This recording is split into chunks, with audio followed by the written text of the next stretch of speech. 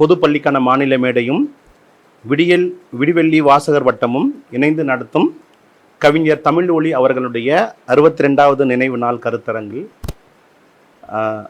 கவிஞர் தமிழ்ஒளியின் அறிவியல் பாய்ச்சல் என்ற தலைப்பில் எனக்கு பேசுவதற்கான இப்படி ஒரு அருமையான வாய்ப்பை எனக்கு கொடுத்த உங்கள் அனைவருக்கும் நன்றி.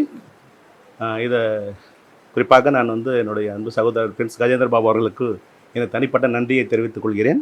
ஒரு வாரத்துக்கு முன்னாடி எனக்கு ஃபோன் பண்ணி இந்த மாதிரி நீங்கள் தமிழ்ஒளியின் பற்றி நீங்கள் பேச முடியுமான்னு எனக்கு கேட்டார். கிட்டத்தட்ட ஒரு 10 ஆண்டு காலம் இருக்கும்னு நினைக்கிறேன். 10 ஆண்டு காலத்துக்கு முன்னாடி கவிஞர் தமிழ்ஒளி அப்போ தான் எனக்குலாம் அறிமுகம். நமக்கு பாரதியார், பாரதிதாசன் எல்லாரும் தெரியும் இல்லைங்களா? பாரதியின் கவிதா மண்டலத்தை சார்ந்த நிறைய பேர் இருக்காங்க. அவங்க எல்லாரையும் நானும் பள்ளிக்கூடத்தில் படிக்கும்போது படிச்சிருக்கேன். நான் படிக்கும்போது சிறப்பு தமிழ் மாணவன். அதனால் கவிதைகள் தான் எங்களுக்கு அடிஷ்னலாக எங்களுக்கு சாப்பாடுது. அதனால் அதில் கொஞ்சம் நிறைய ஆர்வமாக இருந்தது. ஆனால் எங்கேயுமே தப்பி தவறி கூட நான் இந்த பேரை கேள்விப்படவே இல்லை. பிரின்ஸ் கஜேந்திர பாபு அவர்கள் கவிஞர் தமிழ்ஒளியினுடைய புத்தகங்கள் எல்லாத்தையுமே கவிதைகள், கட்டுரைகள் எல்லாம் தொகுக்கிற ஒரு பணி செஞ்சுட்டு இருந்தப்போ அந்த டைமில் தான் எனக்கு கவிஞர் தமிழ்ஒளியினுடைய ஒரு அறிமுகம் எனக்கு கிடைச்சது. அந்த அறிமுகத்தின் மூலமாக நான் அவருடைய ஒரு சில கவிதைகளை எல்லாமே முழுசாக நான் படிக்க வாய்ப்பு எனக்கு கிடைக்கல. ஒரு சில கவிதைகளை படித்தேன். அப்போ நான் பிரின்ஸ் கிட்ட சொல்லியிருந்தேன், கவிதைகளை இவர் அறிவியல் கவிதைகளை, நான் கவிதைகள் சொல்லலை, கவிஞர்கள் எல்லாத்தையும் எழுதுவாங்க. மலை, என்ன சொல்கிறது, நிலா எல்லாமே எழுதுவாங்க. ஆனால் கவிஞர் தமிழ்ஒளி அவருடைய பாடு பொருள் சொல்லுவோம் இல்லைங்களா, அது இன்னும் வித்தியாசமாக இருக்குது. அதில் அவர் எடுத்துக்கிற ஆட்கள் இருக்காங்க இல்லையா, ரொம்ப வித்தியாசமாக இருந்தது. உதாரணத்துக்கு மனிதன் நிலவில் இறங்குனது அவர் பாடல் பாடியிருக்காரு. எனக்கு தெரிஞ்சு மற்றவங்க யார் பாடியிருக்காங்கன்னு எனக்கு தெரியல. அது மட்டும் இல்லாமல் நெய்வேலியில் பழுப்பு நிலக்கரி கிடைக்குது, அது ஒரு பாட்டாக பாடியிருக்காரு. அவங்க ரொம்ப ஷாக்கிங்காக இருக்குது. அதாவது நெய்வேலியில் பழுப்பு நிலக்கரி கிடைச்சா நம்ம என்ன செய்வோம், அது ஒரு செய்தியாக தானே போடுவோம். அது ஒரு கவிதையாக எழுதுறாரு. சரி, அந்த கவிதை படிக்கும்போது நமக்கு என்ன தோணுதுன்னா, அவர் கவிதை எழுதும்போது பழுப்பு நிலக்கரின்னா என்னன்றதா அழகாக கவிதையில் சொல்கிறார். அதெல்லாம் சொல்லுறேன் அவங்கக்கிட்ட. அப்போ நான் பிரின்ஸ் கிட்ட சொல்லியிருந்தேன், தொடர் ஒரு என்ன தொடர், ஒரு சயின்டிஸ்ட் கவிதை எழுதுனா எப்படி இருக்குமோ அப்படி இருக்கு அப்படின்ற மாதிரி சும்மா பேசிட்டு இருந்தேன். ஒவ்வொரு இடத்துல நான் என்ன சொல்லியிருந்தேன்னா, எல்லா கண்டுபிடிப்புகளையுமே, உதாரணத்துக்கு விண்வெளியில் ஒரு ஸ்புட்னிக் செயற்கைக்கோள் போனப்போ அவர் என்ன சொல்றாருன்னா, மானிட சக்தியினுடைய வெற்றின்னு பார்க்குறாரு. அப்போ இது என்னுடைய உழைப்பினுடைய வெற்றியாக பார்க்குறாரு. இந்த அப்ரோச் வித்தியாசமாக இருக்குது. அது ஒரு நாட்டினுடைய வெற்றியாக போடலாம். மனித நிலவுக்கு இருக்குன்னா ஒரு நாட்டுடைய வெற்றின்னு எழுதுவாங்க, இல்லை ஒரு சயின்டிஸ்டுடைய வெற்றியாக போடுவாங்க. ஆனால் இவர் என்ன சொல்றாருன்னா, உழைப்பினுடைய வெற்றி அப்படின்னு நான் சொல்லணும். அதை தொடர்ந்து பேசிட்டு இருந்தப்போ அப்படி ஒரு வாய்ப்பு தான் அவர் சொன்னார், கவிஞர் தமிழ்ஒளியினுடைய அறிவியல் பாய்ச்சல்னு. உடனே நான் சொன்னேன், இல்லைங்க நீங்கள் தலைப்பு ரொம்ப அறிவியல் பாய்ச்சல்லாம் ரொம்ப பெருசாக டாபிக் ரொம்ப எனக்கு இதுவாக இருக்குது. சரி, கவிதைகள் தானே இருக்கும், 4-5 கவிதைகளை படிச்சுக்கலாம்னு சொல்லிட்டு ஒரு வாரம் டைம் கொடுத்துருந்தாரு. ஆனால் கவிதைகளை படித்து முடிச்சதுக்கப்புறம் தான் அவருடைய கதை, ஒரு சின்ன கதை ஒன்று படித்தேன். நிலா நிலா நிலா வா வா அப்படின்னு ஒரு கதை. ரொம்ப இன்னும் இன்ட்ரெஸ்டிங்காக இருந்தது. அப்புறம் என்ன பண்ணாரா, சரி 2-3 புத்தகங்கள் கொடுத்தாரு. ஆக்சுவலாக கவிஞர் தமிழ்ஒளின்னு நம்ம சொல்கிறோம், அது நம்ம தெரியாமல் ஒரு கவிஞர் தமிழ்ஒளின்னு சொல்கிறோமோன்னு தெரியல. ஆக்சுவலாக ஒரு ஆய்வாளர் தமிழ்ஒளி. அவர் பல ஆய்வுகள் செஞ்சுருக்காரு. அந்த ஆய்வுகளில் ஒரு பாட்டாக தான் ஒரு கவிதைகளையும் எழுதியிருக்காரு. ஸோ நம்ம கவிதைகளை படித்ததுனால நம்ம என்ன சொல்லிட்டு இருக்கோம்னா, அவரை கவிஞர் தமிழ்னு சொல்கிறோம். ஒருவேளை கவிதைகள் படிக்காமல் ஒருத்தர் அவருடைய ஆய்வுகளை மட்டும் படிச்சிருந்தாருன்னா அவர் என்ன சொல்லியிருப்பார்னா, ஆய்வாளர் தமிழ்ஒளின்னு தான் சொல்லியிருப்பார். ஏன்னா அவருடைய ஆய்வுகள் அந்த அளவுக்கு ரொம்ப ரொம்ப ஆழமாக இருக்குது, ரொம்ப என்ன சொல்கிறது, ரொம்ப விசாலமாக இருக்குது. முதல் விஷயம் சிபி ஸ்னோன்னு சொல்லக்கூடிய ஒரு மிகப்பெரிய ஒரு ஆங்கில எழுத்தாளர். பேசிக்காக அவர் ஒரு சயின்டிஸ்ட், பிஹெச்டி முடித்தவர், ஃபிசிக்ஸில் பிஹெச்டி முடித்த அளவுக்கு பெரிய சயின்டிஸ்ட்டு. பின்னால் அவர் என்ன பண்ணுறாருன்னா, கட்டுரைகள், கவிதைகள், நாவல்ஸ் எழுதுறது, அந்த மாதிரி எழுத்துக்கு துறைக்கு போயிட்டாரு. ஸோ ஒரு சயின்டிஸ்டாக இருக்கும்போது அவர் யார் கூடலாம் பழகிறாரு அப்படின்னு பார்த்தீங்கன்னா, சயின்ஸ் படித்தவங்களோட பழகிறாரு, மேத்தமெட்டிக்ஸோட பழகிறாரு, ப்ளஸ் என்ஜினியர்ஸோட பழகிறாரு. அதாவது இந்த ஸ்ட்ரீம் ஒரு பக்கம். எழுத்தாளர் ஆனதுக்கப்புறம் அவர் யார் கூட பழகிறாருன்னா, இலக்கியவாதிகள், சமூக சிந்தனையாளர்கள், அரசியல்வாதிகள், அவங்களோட பழகிறாரு. இந்த 2 பேரோட பழகும் போது அவருக்கு ஒரு விஷயம் புரியுது. என்ன சொல்றாருன்னா, ட்ரூ கல்ச்சர்னு சொல்றாரு. ட்ரூ கல்ச்சர்னா அவர் அவர் இங்கிலாந்துல செஞ்சதுனால அந்த ஆய்வை இங்கிலாந்துல சொல்றேன். இங்கிலாந்துல 2 கல்ச்சர் இருக்கு, 2 கலாச்சாரம் இருக்கு அப்படின்றாரு. அப்படியே இந்த கலாச்சாரம் என்னன்னா, ஒரு கலாச்சாரம் அப்படின்னா சயின்ஸ், இன்ஜினியரிங், மேத்தமேட்டிஷியன்லாம் அவங்க என்ன யோசிக்கிறாங்கன்னா, இவங்களுக்கு இலக்கியவாதிகளுக்கு இந்த உலகத்தை பத்தி ஒண்ணுமே புரியல, அவங்க ஏதோ ஒன்று பேசிட்டு இருக்காங்க அப்படின்னு சொல்லிட்டு இவங்க எல்லாம் அவங்களை குறை சொல்லிட்டு இருக்காங்க. ரெண்டாவது என்னன்னு கேட்டா, இலக்கியவாதிகள் என்ன பண்ணா, இவங்க வெறும் ஒரு மெட்டீரியல்ஸ் பாயிண்ட் ஆஃப் வியூல பாக்குறாங்க, வெறும் அந்த உற்பத்தி துறையில மட்டும் பாக்குறாங்க, இவங்களுக்கு உண்மையான மனிதர்களுடைய உணர்வுகள் தெரியல அப்படின்னு சொல்லிட்டு அவங்களை குறை சொல்லிட்டு இருக்காங்க. இதனால என்ன பிரச்சனை உருவாகுதுன்னா, உண்மையான சமூகம் இருக்கு இல்லையா, சமூகத்துக்கு இது ரெண்டுமே தேவை, 2 விஷயங்கள் தேவை. அந்த 2 விஷயங்கள்ல தெரிஞ்ச ஒரு கருத்து போகவே இல்லை. அப்ப இவர் என்ன சொல்றாருன்னா, இது ஒரு மிகப்பெரிய பிரச்சனையா இருக்கு. சோ இத வந்து அவர் என்ன சொல்றாருன்னா, ஒரு இன்டெலெக்சுவல் கேப்னு சொல்றாரு. சோ இந்த கேப் வந்து ஒரு இன்டெலெக்சுவல் கேப், இவங்களே சரி பண்ணிக்குவாங்கன்னு பார்த்தா இது சரி பண்ணிக்கவே இல்லை இவங்க. அதனால இது ஒரு பெரிய ஸ்பீச்சா, ஒரு புத்தகமா அவர் எழுதுறாரு, ஒரு பிரசன்டேஷனா கொடுக்குறாரு. இந்த 2 பேருமே ஒருத்தரை பத்தி ஒருத்தர் என்ன பண்றாங்கன்னா, மியூச்சுவல் அண்டர்ஸ்டாண்டிங் சொல்லுவாங்க இல்லையா, அவர் என்ன சொல்றாரு, மியூச்சுவல் மிஸ் அண்டர்ஸ்டாண்டிங். 2 பேருக்கு நடுவில் மியூச்சுவல் மிஸ் அண்டர்ஸ்டாண்டிங் இருக்கு. அதாவது இந்த அறிவியலாளர்களுக்கும் இந்த இலக்கியவாதிகளுக்கும், நான் பொதுவாக சொல்றேன், அறிவியலாளர்களுக்கும் இது எதனால இந்த பிரச்சனை உருவாகுதுன்னா, நம்ம படிக்கும் போதே நம்ம இப்ப நம்ம நாட்டில் பார்த்தீங்கன்னா 11th ஸ்டாண்டர்ட் 12th ஸ்டாண்டர்ட்லயே நம்ம என்ன பண்றோம், சயின்ஸ் குரூப்பை தனியா பிரிச்சிடறோம், சயின்ஸ் படிக்காத ஸ்டூடெண்ட் சரியா படிச்சிடும். அப்பவே ஒரு கேங் மாதிரி ஃபார்ம் ஆயிடுறாங்க. நான்ப்பா சயின்ஸ் எல்லாம் கிடையாதுப்பா, ஐயோ சயின்டிஸ்டா வேணாம் பண்ண, இவங்க ஐயோ அதுவான 2 பேருக்கு நடுவில் புரிய மாட்டேங்குது. இல்ல என்ன பிரச்சனைனா, முக்கியமான பொறுப்புகளுக்கெல்லாம் வராங்க இல்லையா, முக்கியமான பொறுப்புகளுக்குன்னா என்ன, ஒரு நாட்டை வழிநடத்தக்கூடிய முக்கியமான பொறுப்புகள் இருக்குல்ல, அந்த பொறுப்புகளுக்கெல்லாம் யார் வராங்க அப்படின்னு கேட்டீங்கன்னா, சயின்ஸ் பேக்ரவுண்டே இல்லாதவங்க தான் வராங்க, சயின்ஸை பத்தியான புரிதல். அப்போ ஒரு பிரச்சனைக்கான அறிவியல் தீர்வுகள் என்னன்னு தீர்வுன்னா அறிவியல் பூர்வமான தீர்வு தானே கொடுக்கணும். இப்ப என்ன சொல்றாங்க, ஜாதி சர்டிபிகேட்டை ஒழிச்சுட்டா என்ன ஒழிஞ்சிடும், இது எவ்வளவு பேர் தத்துவம் பாத்தீங்களா. இப்படிலாம் எப்படி யோசிக்க முடியுதுன்னா, இவங்களுக்கு என்ன கேப் கிடையாது, அறிவியல் புரிதல் இல்லை, அறிவியல் பார்வையில் இந்த பிரச்சனை பார்க்க தெரியல, இதுதான் சொல்றாங்க. அப்போ இந்த பிரச்சனையை அனலைசிஸ் பண்ண வேண்டியதுதான் முக்கியம்னு 1950களை சொல்றாங்க. அப்போ அறிவியலுக்கும் சமூகவியலுக்கும் நடுவில் என்ன இருக்குன்னா, ஒரு பெரிய கேப் இருக்கு. அந்த கேப்பை இணைக்கணும்னு சொல்லிட்டு இங்கிலாந்துல ஒருத்தர் பேசியிருக்காரு, இந்தியாவில் ஒருத்தர் செஞ்சிருக்காரு. யாருன்னா நம்ம கவிஞர் தமிழ்வழி. அதாவது நான் சொல்றது, இந்த கட்டுரை அவர் பிரசன்ட் பண்றது வந்து 1950களில். ஆனா அதே 1950களில் அவர் 24ல பிறக்கிறாரு, 65ல இறந்துறாரு. கிட்டத்தட்ட அவர் வந்து ஒரு 15 வயசுக்கு அப்புறம் தான் கவிதைகளை எழுதியிருப்பாரு. நம்ம சும்மா ஒரு கற்பனைக்காக சொல்றேன். நான் லாஜிக்கலா நம்பரா யோசிச்சாதான் என் மூளை வேலை செய்யும், எனக்கு அப்படிதான் பழக்கம். அப்போ எனக்கு ஒரு நம்பர் தேவை, எனக்கு நான் அப்படிதான் யோசிக்க முடியும், நான் அப்படிதான் நான் வளர்த்துக்கிட்டு இருக்கேன், நான் அப்படிதான் வளர்த்துருக்கேன். So that is my professional disease. So அப்போ நான் ஒரு எண்களை தான் நான் பார்ப்பேன். அப்போ 25 வயசு 25ல பிறக்கிறாரு, 1924 பிறக்கிறாரு. 15 வயசுல தான் ஒரு கவிதை முதல் கவிதை எழுதுறாருன்னு ஒரு ரஃபா வச்சுட்டோம்னா, அப்போ என்ன ஆகுது, 30 40 ஆயிடுது. ஸோ 40 வந்து அவர் 65 வருஷத்துல 65 இறந்துறாரு. கிட்டத்தட்ட 25 வயசு வரல, 25 வருஷங்கள்ல அவர் கவிதை எழுதுறாரு. அப்போ 40ன்னா அவருக்கு 10 வருஷத்துக்கு முன்னாடியே, இல்லைன்னா அவர் சொல்லிக்கிட்டு இருக்க அதே காலகட்டத்தில் இவர் என்ன பண்றாருன்னா, அறிவியலையும் சமூகத்தையும் அவ்வளோ அழகா இணைக்க முயற்சி பண்றாரு. அதாவது நம்ம சொல்லக்கூடிய என்னது, ஒரு நான் சயின்டிஸ்டும் சயின்ஸையும் 2மே அழகா இணைச்சிருக்காரு. அதுதான் நாங்க உங்ககிட்ட வந்து அவர் எப்படி இணைச்சாரு, அது இணைக்கிறதுக்கு அவருக்கு என்ன தேவை இருந்தது அப்படின்றத நம்ம வந்து எனக்கு தெரிஞ்ச நான் என்னுடைய பார்வையில இருந்து அதை நான் உங்களுக்கு விளக்கம் சொல்ல முயற்சி பண்றேன். ஸோ அவருடைய புத்தகங்கள் வந்து கிட்டத்தட்ட ஒரு நிறைய கவிதைகள் எழுதியிருக்காரு, நிறைய கதைகள் எழுதியிருக்காரு, நிறைய கட்டுரைகள் எழுதியிருக்காரு, ஆய்வு கட்டுரைகள் எழுதியிருக்காரு, விமர்சன கட்டுரைகள் எழுதியிருக்காரு, நிறைய இருக்கு. நான் வந்து அதுல ஒரு சிலர் மட்டும் நான் எடுத்துக்கிறேன். முதல் வந்து அவருடைய கவிதைகளை மட்டும் நான் 2-3 எடுத்து உங்ககிட்ட வாட்சி காட்டுறேன், அதை என்ன சொல்ல வரான்றது. 2வது அவருடைய கவிதை, 3வது அவருடைய விமர்சன கட்டுரை, 4வது அவருடைய ஆய்வு கட்டுரை. ஸோ இதுதான் நான் பேச போற விஷயங்கள். உங்களுக்கு முதல் விஷயம், ஒரு கவிதையை மட்டும் படிப்போம். ஸோ கவிதைகள் வந்து எல்லாருக்குமே முக்கியம். அதுவும் பாரதிதாசன் கிட்ட இருந்து ஒருத்தர் வந்திருக்காரு அப்படின்னா கவிதை இல்லாமலாம் வந்திருக்க பாரு, அப்ப கவிதை இருக்கு. ஆனா எந்த வகையில இவருடைய கவிதைகள் மற்ற கவிதைகளை விட வித்தியாசப்படுது? ஸோ கவிதை எழுதுறது ஒரு என்ன சொல்றது, ஒரு செயல்பாடுன்னா அந்த கவிதையை நம்ம ஏன் எழுதணும் அப்படின்னு ஒரு கேள்வி வருது.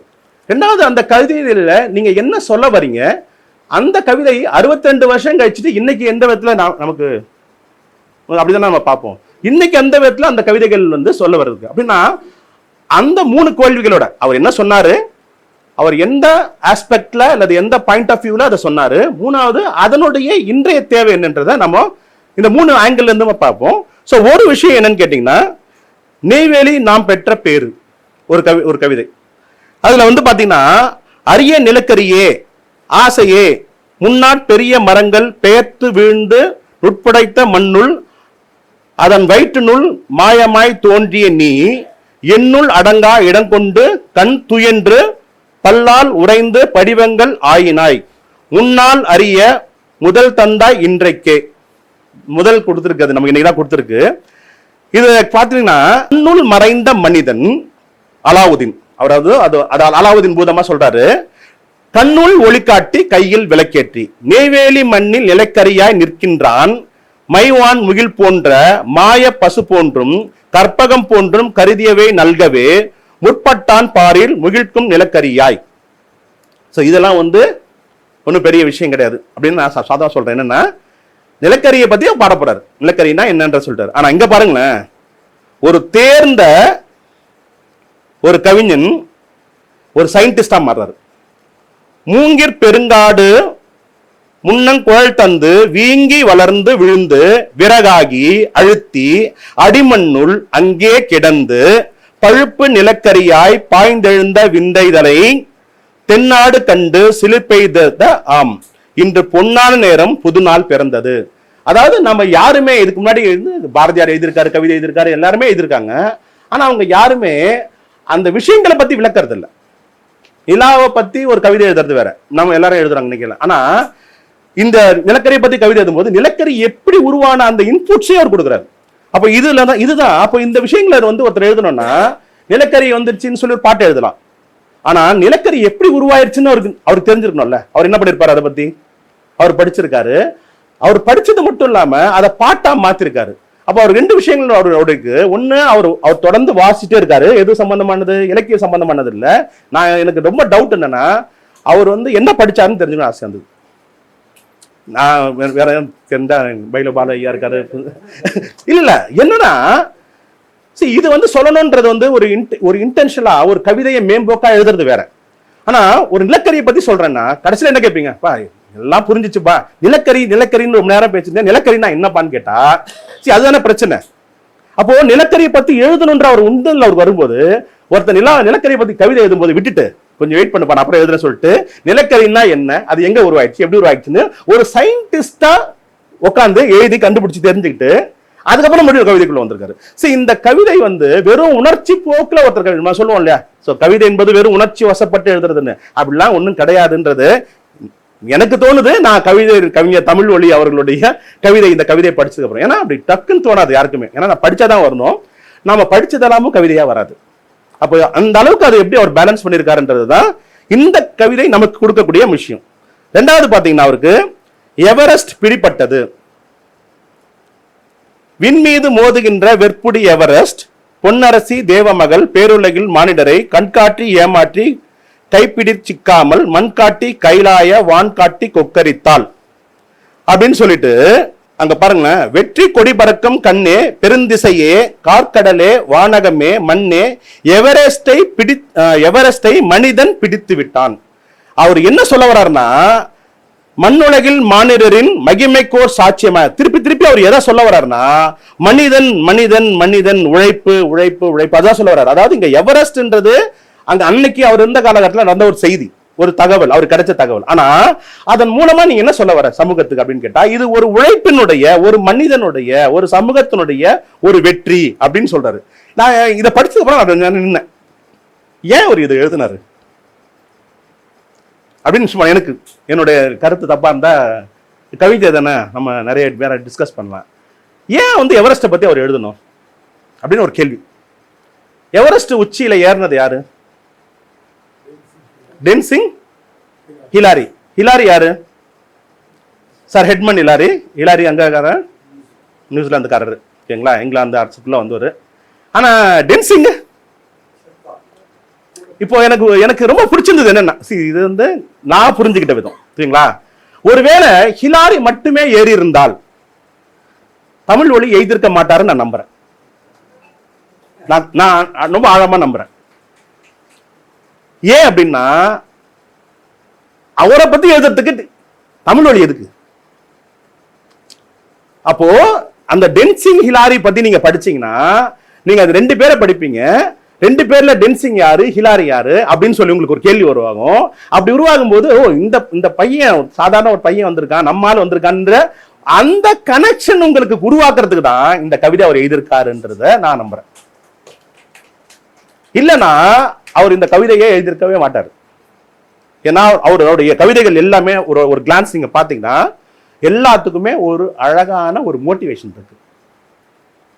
நீங்க அதை கொஞ்சம் நேரம் உட்கார்ந்து நீங்க கவிஞனா மட்டும் பார்க்க கூடாது. நீங்க மறுபடியும் சொல்லியிருக்கேன், நீங்க ஒரு ஆய்வாளரா பார்க்கணும். ஆய்வாளரா நீங்க எதுக்கு இவர் எழுதுறாரு, கவிஞர்கிட்ட நீங்க சண்டை போடணும். இவர் ஏன் எழுதுனாரு, நீ ஏப்பா எழுதுற, நியூஸ் பேப்பர்ல வரப்போகுதுப்பா.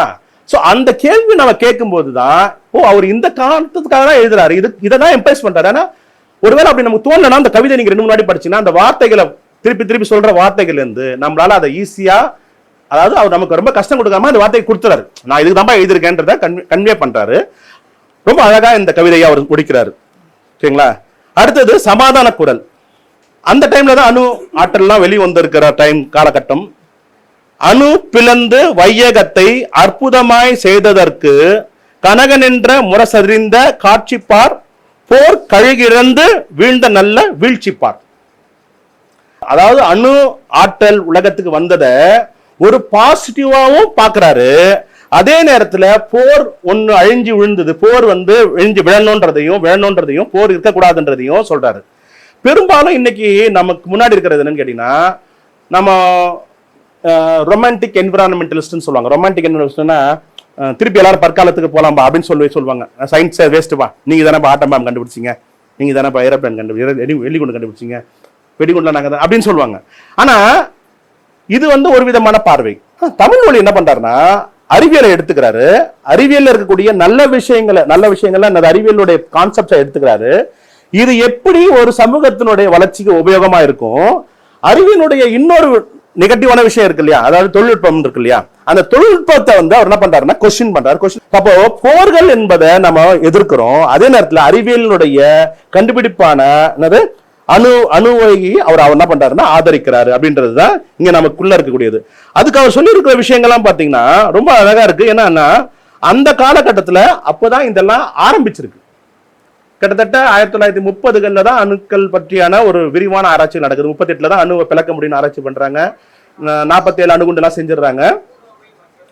ஆனா ஒரு முக்கியமான விஷயம் என்னன்னு கேட்டீங்கன்னா, அணுவை வச்சு இவ்வளவு விஷயங்களை பண்ண முடியுமா? காடு கழனி விளைந்ததற்கும் கலையை இன்று களைவதற்கும் நாடு வாழ திட்டம் போடும் நாளிலே போர் நம்மை தள்ள வைக்கும் கொலை வாளிலே. போர் ஏன் வேணான்றதுக்காக சொல்றாரு. எந்திரங்கள் சூழ்வதற்கும் ஆகாய மேல் வாழ்வதற்கும் சந்திரன் நாம் பிடிக்கும் போதிலே போர் தலையெடுக்கலாமா மண் மீதிலே. சோ ஒரு பக்கம் நமக்கு அறிவியல் நம்மள அடுத்த கட்டத்துக்கு விண்வெளிக்கு போறதுக்கு நம்மள தள்ளிட்டு இருக்கும் போது நம்ம திருப்பி இந்த போர்களை செய்யலாமான்றது. சோ அவர் என்ன பண்றாருன்னா இந்த 2 விஷயங்களை பிரிச்சு அறிவியலை எப்படி பார்க்கணும்ன்றத ஒரு அழகா நமக்கு ஒரு என்ன சொல்றது, ஒரு டீச்சர் மாதிரி, ஒரு சயின்ஸ் டீச்சர் எப்படி சொல்லுவாரு, சயின்ஸ் எப்படி பார்க்கணும்னு சொல்லுவார் இல்லைங்களா, அது அழகா அவருடைய கவிதைகள்ல அவர் சொல்றாரு. அடுத்த கவிதை பாத்தீங்கன்னா, அந்தரத்தில் மேடை அமைத்தார், அந்தரத்தில் மேடை அமைத்தார் அங்கே அனுப்பிய மின் விசையார் செய்தி அறிவார். அந்தரத்துல ஒரு மேடை அமைச்சிருக்காங்க, ஸ்புட்னிக் அனுப்பிச்சிருக்காங்க இல்லையா, விண்வெளிக்கு அனுப்பிச்சிருக்காங்க, ரஷ்யா ராக்கெட்லாம் அனுப்பிச்சிருக்கு, அதெல்லாம் பாக்குறாரு. தந்திரத்தால் ஆகுவதுண்டோ ஞான தத்துவத்தால் கற்றுத்தரும் விந்தைகளால் மந்திரம் போல் செய்து முடித்தார். அதாவது தந்திரத்தால் ஆகுவதுண்டோ ஞான தத்துவத்தால் கற்றுத்தரும் வித்தைகளினால் மந்திரம் போல் செய்து முடித்தார். சரி, அது உனக்கு மந்திரம் மாதிரி தெரியும், ஆனா அது மந்திரம் கிடையாது. அது எதனால உருவாயிருக்கு? ஒரு தத்துவத்தினால, ஒரு அறிவியல் தத்துவத்தினால அது உருவாயிருக்குன்னு சொல்றாரு. அதே நேரத்துல நம்ம நாட்டுல இருக்கக்கூடிய, நம்ம சமூகத்துல இருக்கக்கூடிய, நமக்குள்ள இருக்கிற பிரச்சனைகளான தந்திரத்தால் ஆவதுண்டோ, சோ அதை கேள்வி கேட்கிறாரு. சோ ஒரு கவிஞனுடைய ஒரு கடமை என்னன்னா, அவன் வாழ்கின்ற சமூகத்தில் இருக்கக்கூடிய ஏதோ ஒரு பிரச்சனைகளை அவன் கேள்வி கேட்கணும். அந்த பிரச்சனைகள், அது பெண் அடிமையா இருக்கலாம், சாதி பிரச்சனையா இருக்கலாம், ஏதோ கழிவுநீர் மடங்களா இருக்கலாம், ஏதோ ஒரு விஷயம் அதை பத்தி ஒருத்தர் கேள்வி கேட்கணும் இல்லையா, அதையும் கேள்வி கேட்கிறாரு. அதே நேரத்துல இந்த அறிவியலையும் அவர் என்ன பண்றாருன்னா மக்கள் கிட்ட சொல்றாரு. அப்போ நம்ம அறிவியலை சொல்லும் போது நம்ம என்ன பண்றோம், இந்த மடமைகளையும் மக்கள் கிட்ட சொல்லணும்ன்றத ரொம்ப அழகா அவர் என்ன சொல்றது சொல்லிட்டு இருக்காரு. இம்மண்ணுலகில் பொற்கனவை விண்ணில் வடித்தார், சந்திரனை பற்றியதன்றி அதை தாண்டுகின்ற கூண்டுகளும் ஈண்டு புனைந்தார். அப்போ மனிதன் சந்திரனுக்கு மட்டும்தான் போயிருக்கான். சந்திரனை தாண்டி மனிதனால போக முடியும் அப்படின்றதையும் சொல்றாரு. ஆற்றல் தரும் அணு பிளந்தார், அந்த ஆற்றலினார் பேரண்டங்கள் யாவும் அளந்தார். அப்பதான் பிக் பேங் இந்த மாதிரி கான்செப்ட்லாம் ரொம்ப ரொம்ப டீட்டெயிலா மக்கள் வந்து பேசிட்டு இருக்காங்க. அதாவது அறிவியல் உலகத்துல வந்து பேசிட்டு இருக்காங்க. போற்றவரும் செயல் இணைத்தார், இப்பூமியோடு விண்ணுலகை ஒன்று பிணைத்தார். நம்ம உலகத்துல நம்ம சயின்ஸ்ல நிறைய படிச்சிருப்பீங்க நீங்க. நாங்க நியூட்டனை பத்தி பேசும்போது என்ன சொல்லுவோம்னா, நியூட்டன் வந்து யூனிவர்சல் லான்னு ஒன்று எழுதினார். நிறைய பேர் கேட்பாங்க யூனிவர்சல் லான்னு என்னங்க? எல்லாரும் லாதன யூனிவர்சல் லான்னா, ஒரு விதி, ஒரு புக்கை ஒரு ஆப்பிள் கீழே போடுறேன்னா அந்த ஆப்பிளுக்கு என்ன விதிகளால விதி செயல்படுதோ அதே ஆப்பிளுக்கான விதி தான் நிலாவுக்கும். அவர் என்ன பண்றாருன்னா, பூமியில இருக்கிறவங்களுக்கு தனி விதியும் விண்வெளியில இருக்கிற அந்த கிரகங்களுக்கு எல்லாம் தனி விதி. இதெல்லாம் டெரஸ்ட்ரியல் ஆப்ஜெக்ட், அதெல்லாம் செலஸ்டியல் ஆப்ஜெக்ட். அதுக்கு தனி சயின்ஸ், இதுக்கு தனி சயின்ஸ் இருந்தப்போ நியூட்டன் என்ன பண்றாருன்னா, நிலாவை எந்த விசை இழுக்குதோ அதே விசை தான் ஆப்பிள் வருவதற்கும் காரணம்னு சொல்லிட்டு நிலாவையும் ஆப்பிளையும் ஒன்னு சேர்த்தார். அதாவது இந்த மனிதன் பூமியையும் வானத்தையும் ஒன்றிணைத்த மனிதன் யாரு? Sir Isaac Newton. அதனாலதான் அந்த சொல்றேன், இதெல்லாம் யூனிவர்சல் லா அப்படின்னு சொல்றோம் இல்லையா. அப்போ அந்த மாதிரி அதான் அறிவியல். சோ அறிவியல் என்பது நம்ம இந்த அறிவியல் விதிகளுக்கு உட்பட்டு தான் எல்லாருமே இருக்கணும். ஒருத்தர் வானத்துல இருக்கிறாருன்னு நீங்க சொன்னீங்கன்னா அவருக்கும் இதே விதி தான்.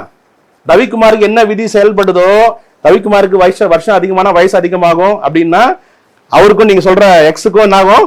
வருஷம் அதிகமான வயசு அதிகமாகும். அவருக்கு ரவிக்குமாருக்கு என்ன விதிகள் உட்படுதோ அதே விதிகள் தான் அவருக்கு செயல்படும். அதுதான் யூனிவர்சல் லாஸ்ன்னு சொல்றது.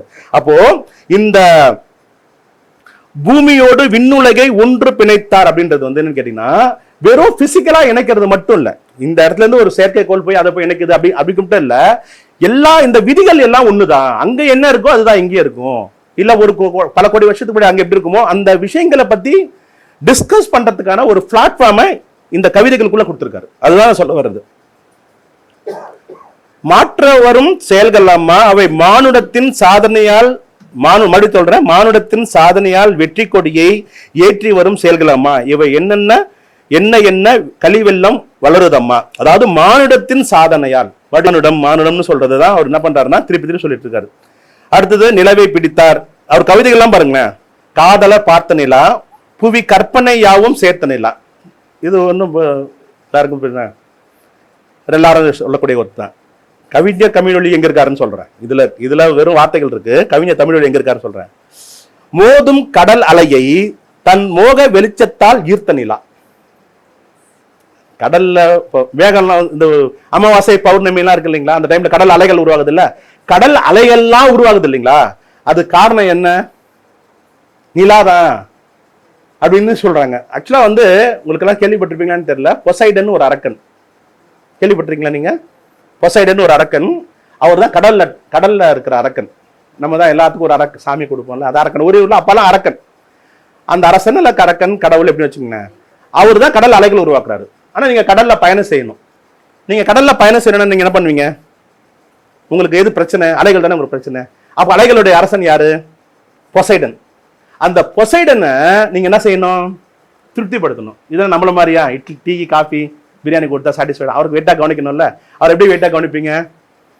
மனிதனை பலி கொடுப்பீங்க. மனிதன்னா உடனே ராஜா மனிதன் தானே அப்படின்னு பலி கொடுக்க முடியாது இல்ல, அங்க வேற இருக்குல்ல. அப்ப கப்பல்ல இருக்கக்கூடிய அடிமைகள் தானே பலி கொடுப்பீங்க. அப்ப போகும்போது ஒரு அடிமையை பலி கொடுப்பீங்க, நல்லா சேர்ந்துட்டீங்கன்னா ஒரு அடிமையை பலி கொடுப்பீங்க. இப்படி பல நூற்றாண்டு காலம் அடிமைகளை பலி கொடுத்துட்டு.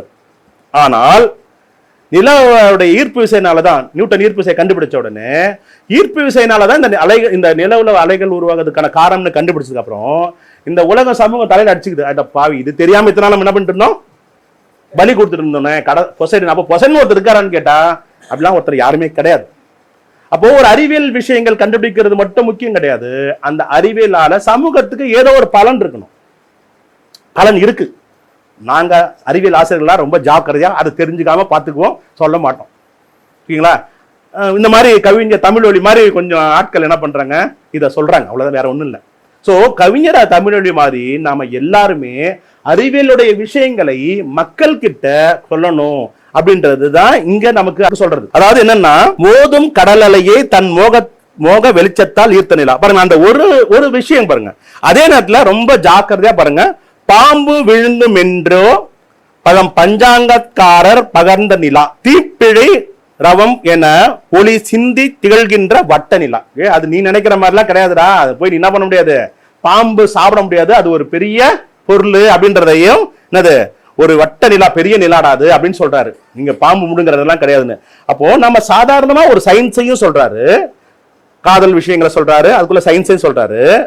அப்படியே கொஞ்சம் மேல போயிட்டு என்ன பண்றாரு, எப்படி ஒரு விஷயத்த ஸ்டெப் பை ஸ்டெப்பா சொல்லணும். முதல்ல சாதாரணமா சொல்லணும், அடுத்த போயிட்டு பஞ்சாங்கத்துக்குள்ள இருக்கணும். அதுக்கப்புறம் என்ன சொல்றாருன்னா, மன்னவர் கைகளிலே ஒரு மாய விளக்கென மாற்றமுறை பண்ணினாரு ரஷ்யர்ஸ், இப்பாரில் அவருக்கு இனி யார் நிகரும். அத உண்மையா யாராவது கண்டுபிடிச்சாங்கன்னா அவங்களுக்கு ஹானர் பண்ணணும். சயின்ஸ்ல என்னது, எங்க சார் நான் PhD பண்ணும்போது எங்க சார் சொல்லுவோம், டைப் பண்ணும்போது டைப் பண்ணிருப்பேன், என்னப்பா இது படிச்சிருக்கு நல்லா இருக்குன்னு. சார் இது யார் சொன்னான்னு தெரியல சார். யார் சொன்னு தெரியலையா, டெலிட் பண்ணு முதல்ல.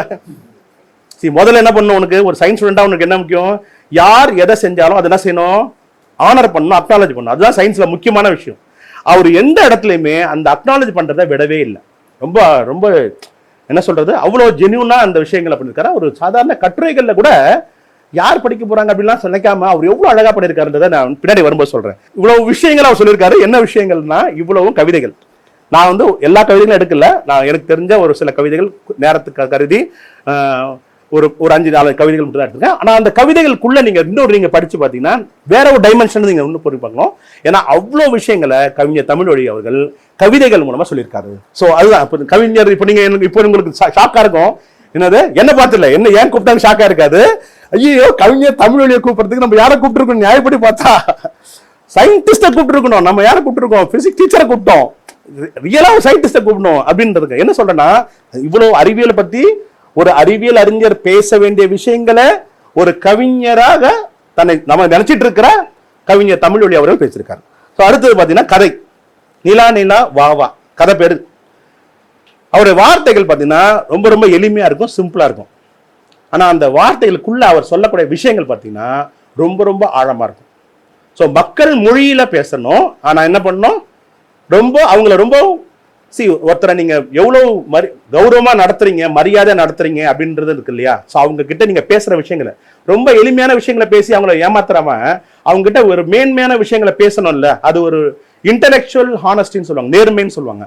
அந்த நேர்மை கவிஞர் தமிழ்வழி ஒரு சின்ன குழந்தைகிட்ட தான் பேசுறாரு அப்படின்னு நம்ம நினைச்சிட்டு இருக்கோம். சின்ன குழந்தைகிட்ட தான் பேசுறாரு.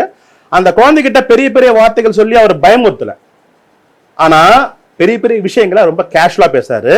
ரஷ்ய ராக்கெட் அனுப்பப்பட்ட சோவியத் சின்னம் சந்திர மண்டலத்தை அடைந்து சந்திரன் பெருவியப்பில் ஆழ்ந்தது. ஒரே விஷயம் முடிஞ்சிச்சு. விஷயம் என்ன, நிலால மனுஷன் இறங்கிட்டான், அல்லது மனுஷன் அனுப்பின ஒரு ராக்கெட் இறங்கிச்சு, விண்கலன் இறங்கிச்சு. மனிதன் நிலவும் ஒரு இல்லை. சுத்தியும் அறிவாலும் பொறுக்கப்பட்ட அந்த சின்னம் சந்திரனுக்கு தன் முதல் வணக்கத்தை தெரிவித்துக் கொண்டது. அதாவது விண்கலம் பேசும், புக்ல படிச்சிருப்பீங்க, நிறைய புக்ல படிச்சிருப்பீங்க. குரங்கு பேசும், ஆடு பேசும், மாடு பேசும், அதெல்லாம் நமக்கு தெரியும். ஆனா எங்கேயாவது ஒரு சின்னம் பேசிருக்கா? சுத்தியும் அறிவாலும் கொண்ட சின்னம் பேசும். இதை விட அவரை நம்ம பெருமையா பேசுறதுக்கு என்ன இருக்குங்க? சுத்தியும் அறிவாலும் பேசு, அந்த சின்னம் பேசுது. யார்கிட்ட பேசுது? நிலா கிட்ட பேசுது. வணக்கம் தோழரே. நிலா கிட்ட போய் என்ன சொல்லுது? வணக்கம் தோழரே சொல்லுது. தோழரா என்ன, நான் உனக்கு தோழரா அப்படின்னு கேக்குது. நான் சும்மா சாதாரண படிக்கிறேன், ஓகேங்களா?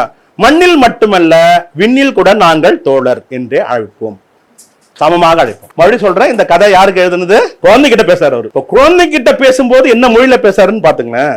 ஏன் அப்படின்னு இவருக்கு கேட்கிறார். நிலாக்கு தெரியாது இல்ல, அது என்ன அங்க ஜாதி மதம் பெரியவன் அப்படிலாம் இருக்காதுல்ல, அது தெரியாது. கேக்குது. அது எங்கள் நாட்டினுடைய வழக்கம். வேற்றுமையற்ற ஒரு வாழ்க்கை வாழ்றவங்களுடைய ஒற்றுமை குரல் என்னது? தோழர். அது மறுபடியும் சொல்றேன், வழக்கமா பேச கூப்பிட்டீங்கன்னா நான் குறிப்புகள் எடுப்பேன். குறிப்பு எடுக்கிறதுக்கு நேரம் கொடுக்கல. ஏன்னா நான் படிச்சு இதை என்ஜாய் பண்ணி இதை புரிஞ்சுக்கிறதா, இதை நான் குறிப்புகள் எடுக்கிறதா? கேட்கிற உங்களுக்கு எப்படி இருக்குன்னா, இந்த படிச்சு 2 முன்னாடி படிக்கிறேன் எனக்கு எப்படி இருந்திருக்கும் பாருங்க. அதுவும் புதுசா படிக்கிறேன் நான். அதாவது சும்மா எதோச்சியா படிக்கிற போது திடீர்னு போகும்போது ஏதோ ஒண்ணு கிடைக்குதுன்னு வச்சுக்கோங்க, அது எவ்வளவு சந்தோஷமா இருக்கும். ஆனா நீங்க தமிழ் வழியை பத்தி தெரிஞ்சுக்கிறதுக்காக வந்திருக்கீங்க, ஏதோ ஒரு இன்ஃபர்மேஷன் இருக்குன்னு. ஆனா நான் அப்படி கிடையாது. எதுல ஏதோ இன்ஃபர்மேஷன் இருக்குன்னு தேடிட்டு இருக்கேன், எல்லா பாத்திரத்தையும் தேடுறேன், ஏதாவது சாப்பாடு கிடைக்குதான்னு பாக்குற மாதிரி. ஆனா இப்ப கிடைக்கும் போது எப்படி ஒரு அது நிறுத்தி ஒரு நிமிஷம் யோசிக்கும் போது எனக்கு ரொம்ப ஷாக்கிங்கா இருக்கு. இன்னொன்னு, நாம எப்படி இவரை தெரிஞ்சுக்காம இருந்துட்டோம். அப்ப என் மேல எனக்கே ஒரு குற்ற உணர்ச்சியும் வந்தது. அதோ பார், சோவியத்தின் ஆசியாவையும் ஐரோப்பாவையும் ஒன்றிணைத்துள்ள அந்த பெருநிலா தான் தற்போது சந்திர மண்டலத்தையும் பூமியையும் ஒன்றிணைத்துள்ளது. ஒன்றிணைக்கிறது ஒன்றிணைக்கிறதுன்ற வார்த்தையை பல முறை சொல்றாரு. எங்க அப்படின்னு கேட்டா, நான் அந்த கவிதைகள் சொன்னேன் இல்லையா, அந்த கவிதையில ஆசியாவையும் ஐரோப்பா ஒன்றிணைத்த நாங்கள் தான் அது பூமியையும் சந்திரனையும் ஒன்றிணைத்தோம். அது பிசிக்கலா ஒன்றிணைக்கிறது, இது வந்து என்னது சேட்டலைட் மூலம் ஒன்றிணைக்குது. இது எப்படி ஒன்றிணைக்கிறது? அப்போ ஒரு ஒற்றுமையை அல்லது சமூகம் ஒற்றுமையா இருக்கணும்னு எப்பவுமே நினைச்சிட்டு இருக்கிற ஒருத்தரால தான் இந்த மாதிரி வார்த்தைகளை டக்கு டக்குன்னு சொல்ல முடியும். இல்லைன்னா டக்குன்னு இந்த வார்த்தை வராது, ஒன்றிணைக்கிறது. ஏன்னா நீங்க சும்மா யோசிச்சு பாருங்க, ஒரு கதை எழுதும்போது நீங்க வானத்தை பத்தி எழுதிட்டீங்கன்னா அதை பத்தி தான் உங்களுக்கு தோணும். பூமியில அது நிலா, பூமியில வந்து சவுத் யூனியன் எங்க இருக்கு அப்படின்னு நம்ம மேப் எடுத்து எல்லாம் பார்க்க மாட்டோம்ல. இது இங்க ஐரோப்பாவையும் இது இணைக்குதா, ஆசியாவை இணைக்குதா அப்படின்னு நம்ம பார்க்க மாட்டோம்ல. அப்போ அவருக்கு எப்படி இதெல்லாம் ரொம்ப அவருக்கு இயல்பாவே இந்த இன்ஃபர்மேஷன் ஆல்ரெடி அவர் இருந்திருக்கா இல்ல அது எப்படின்றதே நமக்கு தெரியல. அவர் அந்த மூளை எப்படி யோசிச்சிருக்குது, எப்படி செயல்பட்டு இருக்கு அப்படின்றது இன்னும் கொஞ்சம் டீட்டெயிலாவே படிக்கணும்னு நினைக்கிறேன் அதை பத்தி. அப்போ சந்திரன் பூமியின் மேற்பரப்பில் தன் பார்வை செலுத்தியது. பூமி மேல அப்பதான் பார்க்கல, அது வரையும் பூமி மேல என்ன பார்க்கல, நிலா பார்க்கல. சொல்ல வராரு, குழந்தைகளின் கனவை முதல் மட்டுமே நனவாக்கியுள்ளோம் என்று கூறியது சோவியத் சின்னம். சோவியத் சின்னம் குழந்தைங்களுக்கு நிலா மேல பார்க்கணும், நிலாவை பார்க்கணும்னு பல வருஷங்களா ஆசை இருக்கு. இதுதான் நாங்க முதல் தடவையா அந்த விஷயத்தை நாங்க என்ன பண்றோம் அப்படின்னு கேட்கணும். உடனே நாங்கள் என்று எப்போதுமே பன்மையிலே பேசுறியே, அதுக்கு பொருள் என்ன? யார் கேக்குது? நிலா கேக்குது. சோவியத் மக்களாகிய நாங்கள் திருப்பி சொல்றேன், சோவியத் மக்களாகிய நாங்கள் என்பது அதுக்கு அர்த்தம். அப்போ அந்த சின்னம் ஆக்சுவலா யார சொல்லுது? சோவியத் மக்களை சொல்லுது. அப்போ மக்கள் தான். இது ஏதோ இப்ப நீங்க வந்து நிறைய நம்ம அறிவியல் விஷயங்களை பத்தி பேசுவோம். அந்த ராக்கெட் போகுது, இது போகுது, மனுஷன் சேட்டலைட் அனுப்பிச்சிட்டான், அதெல்லாம் பண்றோம். ஆனா நம்ம எங்கேயுமே என்ன சொல்ல மாட்டோம்னா, ஒண்ணு அந்த தொழில்நுட்பத்தை பத்தி ரொம்ப வியந்தோதி பேசுறாங்க, பயங்கரமா பேசுறாங்க, அதுக்குள்ள டெக்னாலஜி எல்லாம் பேசுறாங்க. ரெண்டாவது என்ன பேசுறாங்கன்னா, அதை ஒருத்தருடைய வெற்றி ஆக்கிடுவாங்க. இவர் தான்ப்பா அதை கண்டுபிடிச்சாரு அப்படின்னு சொல்லுவாங்க. உதாரணத்துக்கு அணுகுண்டை செஞ்சாங்களே ராபர்ட் ஜே ஓப்பன்ஹைமர் சொல்லுவாங்க. ஆக்சுவலா அவங்களுக்கு தெரியும் நமக்கு. ஆனா அந்த குழுல கிட்டத்தட்ட ஒரு 5 லட்சம் பேர் வேலை செஞ்சிருக்காங்க. அவருடைய தலைமையில சிறப்பாக வேலை செய்யப்பட்டிருக்கு, அது வேற விஷயம். அவர் அவ்வளவு பேர் இன்டெலெக்சுவல், அது வேற, அதெல்லாம் கிடையாது. ஆனா அந்த குழுன்றது நம்ம எங்கேயுமே பேசுறதே இல்லை. அது ஒரு தனி மனிதனாகவே எல்லா இடத்துலயும் பேசுறோம். ஆனா ராக்கெட்னா அதுதான், இது அது அப்படின்னு சொல்லிட்டு நமக்கு அதுக்குள்ள என்ன நடக்குது, அந்த மக்கள் எப்படி வேலை செய்யறாங்க, எப்படி ஒற்றுமையா வேலை செஞ்சாங்கன்றதெல்லாம் பேசுறதே கிடையாது. அதுதான் இங்க முக்கியம், அந்த ஒற்றுமை தான் இங்க முக்கியன்றதுனாலதான் திருப்பி கவிஞர் தமிழ்வழி அவர்கள் வந்து இதை சொல்லிட்டே இருக்காரு. சோவியத் மக்களாகிய நாங்கள் என்பதுதான் அதற்கு பொருள் அப்படி சொல்லுது. இந்த நாட்களாகவே நான் உலகை பார்த்து கொண்டிருக்கிறேன், ஆனால் உலகில் எந்த பொருளுமே இதுவரை என் மேனியை தீண்டதில்லை, ஆனால் நீ என்னை எப்படியோ தொட்டு விட்டாய் என்று மூக்கின் மேல் விரலை வைத்து நிலா கேட்டது. நான் உன்னை தொட்டது முக்கியம் அல்ல, மனிதரின் கைகள் கெட்டாமல் எச்சம் காட்டி திரிந்த நீ மனிதர்களையே சுமக்க போகிறாய் என்பதுதான் முக்கியம். அதெல்லாம் முக்கியம் கிடையாது. நான் உன்னை டச் பண்ணது முக்கியம் இல்ல, நான் உன்னை வந்து டச் பண்ணி இருக்கிறது முக்கியம் கிடையாது. நீ இனிமே மனிதர்கள் என்ன பண்ண போற? அப்ப மனிதர்களே போல, மனிதர்கள் போகாத காலகட்டத்தில் என்ன பண்றாரு ஒருத்தர், இனிமே என்ன பண்ண போறாங்க, மனிதர்கள் அங்க போக போறாங்கன்னு. இப்போ அவர் 50 வருஷம் கழிச்சிட்டு இப்போ மறுபடியும் போறாங்களா, மனிதர்கள் குடியிருக்க போறாங்கன்னு சொல்லிட்டு ஏன் இத்தனை வருஷம் போகாம இப்ப போறாங்கன்றதையும் நீங்க கொஞ்சம் யோசிங்க, நான் முடியும் போது பதில் சொல்றதுக்கு. அப்படி என்றால் நாங்கள் உன் மேற்பரப்பில் மனிதர்களை கொண்டு வந்து குடியேற்ற போகிறோம். அப்படியா? நான் உன் மேனியை தழுவி மகிழ்ந்து வாழப் போகிறோம். அப்படியா? ஆம், அப்படியே. இந்தியாவில் உள்ளவர்கள் உனக்கு பஞ்சாங்கம் புராணம் எழுதி வைத்திருக்கிறார்கள், ஆனால் நான் உன் வரலாற்றையே எழுத போகிறேன். சொல்லணும் இல்லையா? ஒரு ஆய்வாளனுடைய சமூக கடமை என்னன்னா, அவன் வாழ்ந்த சமூகத்துல, அவன் இருக்கிற சமூகத்துல என்ன நடக்குதுன்றத, கெட்டதை நடந்தா அதை பதிவு செய்ய வேண்டியது கடமை. ஏன்னா தமிழர் சமுதாயம் நான் சொல்ற போறேன், அதுல அவர் ரொம்ப ரொம்ப ரொம்ப ரொம்ப காட்டமாக சங்ககால புலவர்களை திட்டுறாரு. அப்படி சொல்லும்போது என்ன, நீ வந்து சமூகத்துல எவன் கஷ்டப்பட்டானே சொல்லாம, சமூகம் எப்படி இருந்ததுன்னு சொல்லாம, அரசரை புகழ்ந்து பாடி உனக்கு பரிசில் வாங்கிட்டு நாடு நல்லா இருக்கு சுபிச்சமா இருக்குன்னு சொன்ன வரலாற்றுல நீ என்ன பண்ணல, அன்னைக்கு மக்கள் சாப்பிட்டாங்களா சாப்பிடலையா, துணி போட்டாங்களா துணி, அதை எதுவுமே நீ சொல்லல. அப்ப நீ ஒரு மோசமானவன்னு சொல்லி அவருக்கு பாராடுற இல்லையா?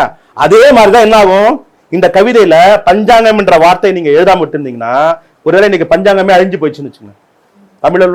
தமிழ் ஒளி மறைந்து 60 வருஷம் ஆயிடுச்சு. ஒருவேளை அவர் நினைச்சிருப்பாரு நம்ம நாடு திருந்திரும் நினைச்சிருப்பாரோ என்னன்னு தெரியல. இப்போ யாராவது பார்த்து பஞ்சாங்கம் கிடையாது, அது கிடையாது, எந்த மூட நம்பிக்கையும் இல்லைன்னா நமக்கு என்ன தெரியாது, தமிழ்நாட்டுல இல்ல இந்தியாவில பஞ்சாங்கம் அப்படின்ற ஒரு மூட நம்பிக்கை ஒண்ணு இருந்தது நமக்கு தெரியாது. புரியுங்களா? இதை ரெஃபரன்ஸா காட்டிட்டு பாருங்க, இப்படிலாம் ஒண்ணுமே இல்ல நம்ம நாடு அப்படி இருந்தது பாத்தீங்களா அப்படின்னு நம்ம பேசுவோம் இல்லையா? அப்படி பேசக்கூடாது. ஏன்னா ஒரு இலக்கியவாதியினுடைய மிக மிக மிக மிக முக்கியமான ஒரு விஷயம் கேட்டீங்கன்னா, அவன் வாழ்ந்த காலகட்டத்தில் அவன் செய்யற விஷயங்கள்ல என்ன சமூகத்துல இருக்கோ அதை எழுதணும், அதை சொல்லணும், அது நியாயமா பதிவு பண்ணணும். அது ஒரு நேர்மைன்னு சொல்ல வரேன். நாங்கள் பூவிலைகள் ஒரு புதிய இன்னொரு சொல்ல வந்தேன், மறந்துட்டேன். சமீபத்தில் வந்து ஒரு ஹாலிவுட் மூவி ஒன்று வந்தது, ரொம்ப நாள் ஆயிடுச்சு. அந்த ஹாலிவுட் மூவில என்னன்னா, மனிதர்கள் நிலவுக்கு அனுப்புனாங்க இல்லைங்களா, அதுல நிலவுக்கு அனுப்பும் போது எல்லாரும் பேசுறதெல்லாம் தெரியும். அதுல 3 ஆப்பிரிக்க பெண்கள், கற்பின பெண்கள் வேலை செஞ்சாங்க.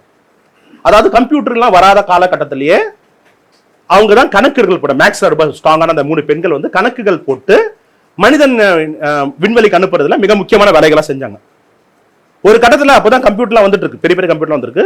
ஆனா அந்த கம்ப்யூட்டர்லாம் நிறைய மிஸ்டேக் பண்ணிட்டு இருந்த காலத்துல ஆலன் ஷெப்பர்ட்னு நினைக்கிறேன், அவர் வந்து நிலவுக்கு பூமிக்கு சுத்தும் போது திருப்பி வரத்துக்கு இடத்துல அந்த பெண் சொன்னாதான் நான் வந்து இறங்குவேன்னு சொல்லிட்டாரு. அந்த பெண் சொன்னாதான் நான் இறங்குவேன், நான் வந்து சேட்டலைட் வந்து அந்த இதுல ராக்கெட்ல நான் ஏறணும்னா எனக்கு அந்த பெண் வந்து கோன்னு சொன்னா நான் போவேன், இல்லைன்னா நான் போக மாட்டேன்றாரு. இந்த பெண் கருப்பின பெண். இதுதான் ஆக்சுவலா படம், அந்த பெண்களை பத்தி எடுக்கிறோம். பெருமையே எவ்வளவு வேணா எடுக்கலாம்ல.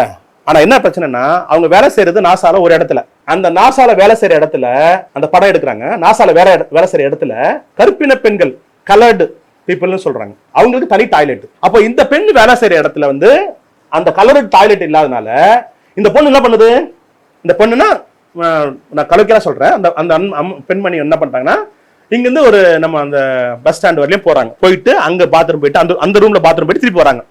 இப்படியே டெய்லி போயிட்டு வராங்க, ஒரு 10-20 நிமிஷம் 20 நிமிஷம் அப்படி போயிட்டு வரதுக்கு. அப்போ ஒரு அந்த கேப்டனுக்கு அந்த ஹெட்டுக்கு தெரியல இந்த விஷயம். அவர் கேட்கிறாரு, நீ என்ன டெய்லி 20 நிமிஷம் லேட் ஆகிற, என்ன எங்க போயிட்டு வரேன்னு கேட்டோன்னே அப்படின்னு சொல்லு, கோபமா சொல்லுது, நனைஞ்சிட்டு வருது. அதாவது வெளில போகும் மழை டைம், நனைஞ்சிட்டு வருது. இங்க கலர்டு டாய்லெட் இல்லை, நான் என்ன பண்றதுன்னு கேட்குது. அவருக்கு அப்போதான் ஷாக் ஆகுது. நேரா போறாரு, எங்கெல்லாம் ஒயிட் கலர்டுன்னு இருக்கோ அது எல்லாத்தையும் ஒரு கட்டை எடுத்து டபா அடிக்க உடைக்கிறாரு. சினிமா தான் இதுதான். ஒரு நேர்மையான கலைஞன் செய்ய வேண்டிய வேலை. அந்த படத்துல அதை காட்டலன்னா ஒன்றும் பிரச்சனை கிடையாது. ஆனா அந்த படத்துல அதை காட்டலன்னா வேற எங்கேயுமே நீங்க காட்ட முடியாது. தலித் சினிமா எடுக்கும்போது தலித்துகளோட பிரச்சனை, அது ஏதாவது ஒரு பிரச்சனை காட்டுன்றது ஒரு படைப்பாளனுடைய நேர்மை. அது நீங்க உங்க பெருந்தன்மையெல்லாம் காட்டல. அவங்க அந்த படத்துல அதை ஏன் காட்டுறாங்கன்னா அவங்க பெருந்தன்மைக்காக காட்டல. நீங்க மறுபடியும் புரிஞ்சுக்க வேண்டியது என்னன்னா, அது ஒரு படைப்பாளனுடைய நேர்மை. அந்த படைப்பாளனுடைய நேர்மை தான் நாம இங்க பாக்குறோம். ஏன் இதை சொல்றாருன்னா, நீங்க உடனே நம்ம நாட்டை குறைவா சொல்றாரு, நம்மள குறைவா சொல்றாருன்றதுக்கா நீங்க அப்படி நினைக்க மாட்டீங்க. பட் நாம எப்படி புரிஞ்சுக்கணும்ன்றதுக்காக சொல்றேன். இது வந்து நாம எப்படி புரிஞ்சுக்கணும்னா, இதை ஏன் சொல்றாரு அப்படின்னா, இது ஒரு படைப்பாளனுடைய நேர்மை, அப்படிதான் சொல்லணும். புரியுதுங்களா? அதுக்காக தான் இந்த எக்ஸாம்பிள் நான் சொல்றேன். இதுக்குள்ள நீங்க போயிட்டு வந்தீங்கன்னா அவ்வளவு நல்லா நிறைய இருக்கு. நீங்க வாசிச்சு தெரிஞ்சுக்கணுன்றதுக்கான இதோட விட்டுறது. இன்னொன்னு 2-3 வரிகள் இருக்கு, அவ்வளவு நல்ல விஷயங்கள். அப்புறம் வானவில் பத்தி பேசிருக்காரு, எல்லா பத்தியும் பேசிருக்காரு, நிறைய பேசிருக்காருன்னு வச்சுங்களேன். இந்த வானவில் பத்தி படிச்சு அந்த கட்டுரையில சின்ன ஒரு கவிதை தான், மிஸ் பண்ணிட்டேன் அவங்க சொல்றதுக்கு. பாருங்க, சின்ன கரு, 1 2 3 4 8 லைன் தான், சின்ன லைன் தான். திருக்குறள் மாதிரி 8 இருக்கு, அவ்வளவுதான். அதை சொல்றாரு, 7 நிறங்கள் ஒன்றாய் கூடும் எழில் வானவில்லே. ஒண்ணு, அது சின்ன வார்த்தை. சூழும் நிறங்கள் யாவும் தோன்றும் சுடர் வானவில்லே. முடிஞ்சிச்சு. இது கவிஞர் தமிழ் வழி கிடையாது. கண்ணாடியாலே பாலம் கட்டும் கலை வானவில்லே.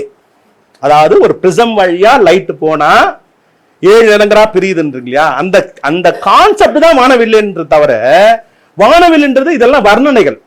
ஆனா வர்ணனைகளை மட்டுமே நீங்க பண்ணிட்டு நீங்க உண்மைகளை சொல்லலைன்னா அது கவிதையே கிடையாது அப்படின்னு அவர் வந்து பல இடங்களை சொல்றாரு. அதாவது கவிஞனுக்கு என்னன்னா வெறும் கவிதைகள் சொல்றது இல்லை, அதாவது அந்த வர்ணனைகளை சொல்றது இல்லை, அதை உண்மைகளை நீங்க சொல்லணும் அப்படின்றதுனால எல்லா கவிதைகளையும் ஏதாவது ஒரு இந்த மாதிரியான ஒரு டீடைல்டு சயின்ஸ் டீப் சயின்ஸ் அவர் வச்சிருப்பார். ரொம்ப அழகா நம்ம வந்து ஒரு கவிதையும் பார்த்தோம், ஒரு கதையும் பார்த்தோம். சார் இதை நான் படிச்சுட்டேன். ரொம்ப நான் பிரின்ஸ் கிட்ட ஃபோன் பண்ணிட்டு அதை படிச்சுட்டேன். திடீர்னு பிரின்ஸ் வந்து ஒரு நாள் கொண்டு வந்து இந்த 4 புத்தகத்தை கொண்டு வந்து கொடுத்தாரு. நான் இதை வச்சு தான் பேசணும்னு நினைச்சிட்டு இருந்தேன்.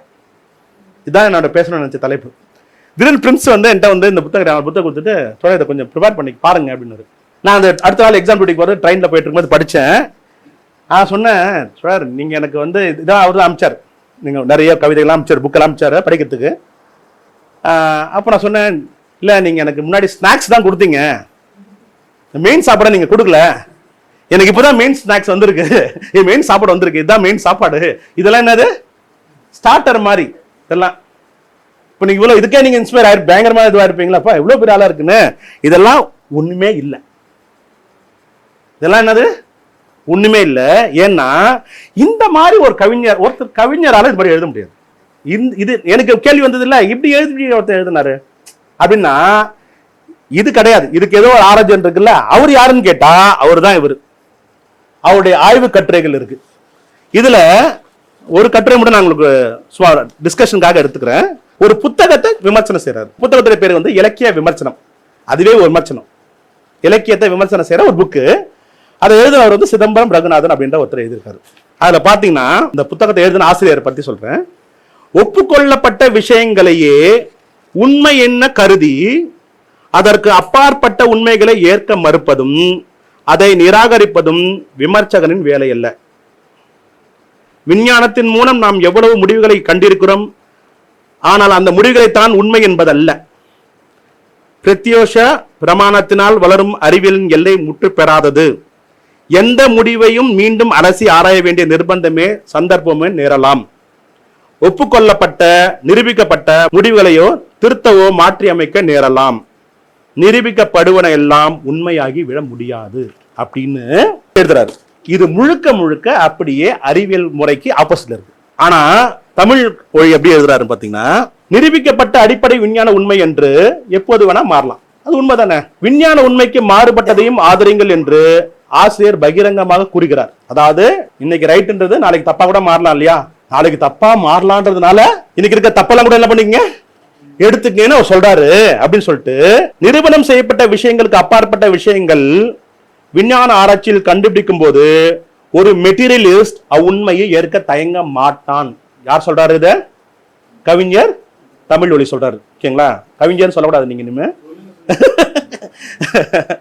கவிஞர் ஆராய்ச்சியாளர் தமிழ் ஒளி சொல்லலாமா? ஓகே. ஆனால் அதற்காக வெறும் யூகத்தை எல்லாம் தலைமையில் தூக்கி வைத்துக் கொண்டு ஆஹா ஊஹோ என்று சத்தம் போட மாட்டான். இன்னைக்கு இந்தியாவில் இருக்க மிகப்பெரிய பிரச்சனை என்னன்னு கேட்டீங்கன்னா, அறிவியலை ஏற்றுக்கொள்வது, அறிவியல் உண்மைகளை மறுக்கிறோம் இல்லையா? அதாவது அண்டை காலகட்டத்தில் அறிவியல் உண்மைகளை தெரியாதவங்க மக்கள் இருந்தாங்க. ஆனா இன்னைக்கு அறிவியல் உண்மைகளை எதிர்க்கிற கேள்வி கேட்கிறவங்களுக்கு இப்ப நீங்க சொன்னீங்கல்ல, 62 வருடங்கள் கழிச்சு நாம ஏன் தமிழ் மொழியை கொண்டாடுறோம்னா இந்த கட்டுரைக்காக கொண்டாடணும். அதுக்கு அடுத்து பாருங்களேன், ஒரு கலைஞன் என்பவன் சமூகத்தை விட்டு அப்பால் சென்றவன் அல்ல, அவன் நம்மள ஒருத்தன், சமூகத்துல ஒருத்தன் அப்படின்றதுதான் அந்த கட்டுரை ஆசிரியர் சொல்றாரு. நம்ம விவரம் சொல்றாரு. மனித சமுதாயத்துக்கு எந்த கலையினால் உதவி இருக்கிறதோ அதற்கு மதிப்பு ஜாஸ்தி. அவர் சொல்றாரு, ஒரு கலை கலைநர்ச்சி மட்டுமே திருப்தி அளிக்கிறது, அது கவின் கலை. மற்றொரு கலை ஜன சமூகத்திற்கு உதவி செய்கிறது, அது பயன்கலை. அதாவது கவின் கலை பயன் கலைன்னு 2 கலையா பிரிச்சிருக்காரு அந்த ஆய்வாளர். கவின் கலைஞர்களும் பயன் கலைஞரும் சமூகத்தில் இருந்துதான் தீருவார்கள். இரு கலைஞர்களும் இருந்து தீர வேண்டும். சரி, 2 கலைஞர்களும் சிரஞ்சீவாய் வாட்டும் அப்படின்னு சொல்லிட்டு இவர் சொல்றாரு. இது சொல்றாரு, ஒரு கலைஞனுக்கும் சமூகத்துக்கும் உள்ள தொடர்பை அறிந்து கொள்வதில் தான் அந்த கலைஞன் எந்த வர்க்கத்தை சேர்ந்தவன் என்ற உண்மை தெளிவாகும். நீ சமூகத்துக்குள்ளேயே வரலன்னா நீ எந்த வர்க்கத்தை சேர்ந்தவன் என்பது உனக்கு தெரியவே சான்ஸ் இல்லை. அப்படி இருக்கும்போது நீ உண்மையிலேயே கலைஞனான்னு எப்படி தெரியும்? அப்படி அதாவது வர்க்க இப்போ ஏன் இவ்வளவு கவிதைகள் அவரால் எழுத முடிஞ்சதுன்னா கவிஞருடைய வர்க்க பார்வை. அவர் ஏன் எப்படி அதை அவரால் இதெல்லாம் எழுத முடியுதுன்னா அவர் எப்படி ஒரு வர்க்கம் பார்வையோட இந்த உலகத்தை, இந்த கவிதைகளை, இந்த இலக்கியத்தை எல்லாத்தையும் பார்த்திருக்காருன்றது முக்கியம். சமூகத்தை நாடி வரும் கலைஞன் சமூக விஞ்ஞான உண்மையை உணர்ந்தவன் ஆகிறான். அதாவது சமூகத்தை நாடி வரும் கலைஞன், கலைஞன்னா யாரு சொல்றாரு அவரு?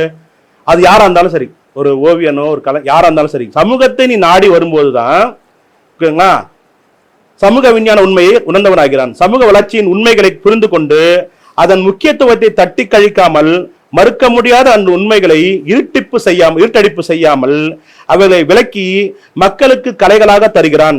ஆகவே அவன் கலை மக்களுக்காக பயன்படுகிறது. இதுதான் பயன் கலை, உண்மை கலை. அதாவது என்ன சொல்றாருன்னா சமூகத்தை விஞ்ஞானபூர்வமாக உணர்கிறான். விஞ்ஞானபூர்வமாக உணர்றதுன்னா என்ன அப்படின்றதுக்கு நமக்கு ஒரு சில விளக்கங்கள் இருக்கு பாருங்க. ஜன சமூகத்தை நாடு செல்லாத கலைஞர்கள் ஜன சமூகத்தை மிதித்து நசிக்க வரும் பழைய சக்திகளுக்கு உதவி புரிகிறார்கள்.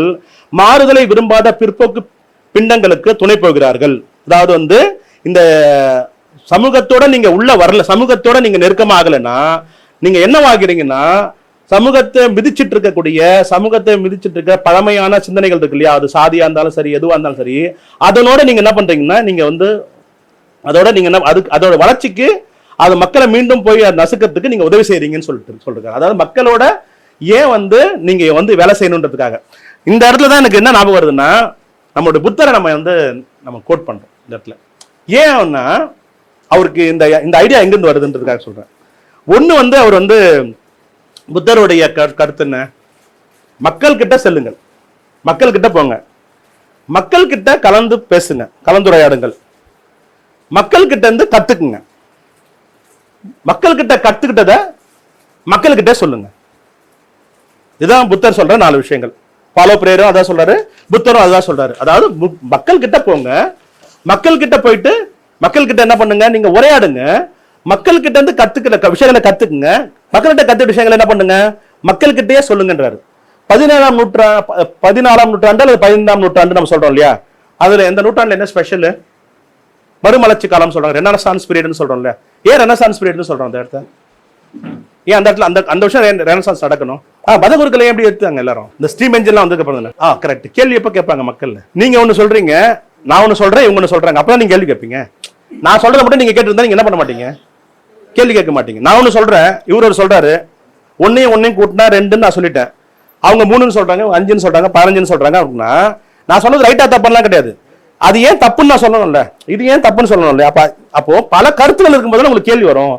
ஐரோப்பா அந்த காலகட்டத்துல பல புதிய நாடுகளோட என்ன பண்றது, உறவுகள் உருவாக்குது, அமெரிக்கால இருந்து தகவல்கள் வருது, எல்லாம் வரும்போது பல புதிய விஷயங்கள் உருவாக்கும் போது என்ன வராதுன்னா, பல புதிய கருத்தாக்கள் வரும்போது என்ன வரும், ஒரு கேள்வி உருவாகும். அது எது சரின்னு நீங்க பேசணும்ல.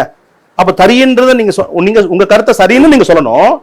ஒருவேளை உங்க கருத்து தப்புன்னா நீங்க என்ன பண்ணணும், சரியான கருத்தை என்ன பண்ணணும், ஏற்றுக்கொள்ளணும். அப்படி மாறின காலகட்டத்தை நம்ம என்ன சொல்றோம்னா அந்த மறுமலர்ச்சி காலகட்டங்கள் சொல்றோம், ஐரோப்பால நடந்த ரெனசான்ஸ். ஆனா அந்த மாதிரி ரெனசான்ஸ் தான் புத்தர் அவர்கள் ப்ரொபோஸ் பண்றாரு. அதாவது நீங்க மக்கள் கிட்ட போங்கன்றாரு.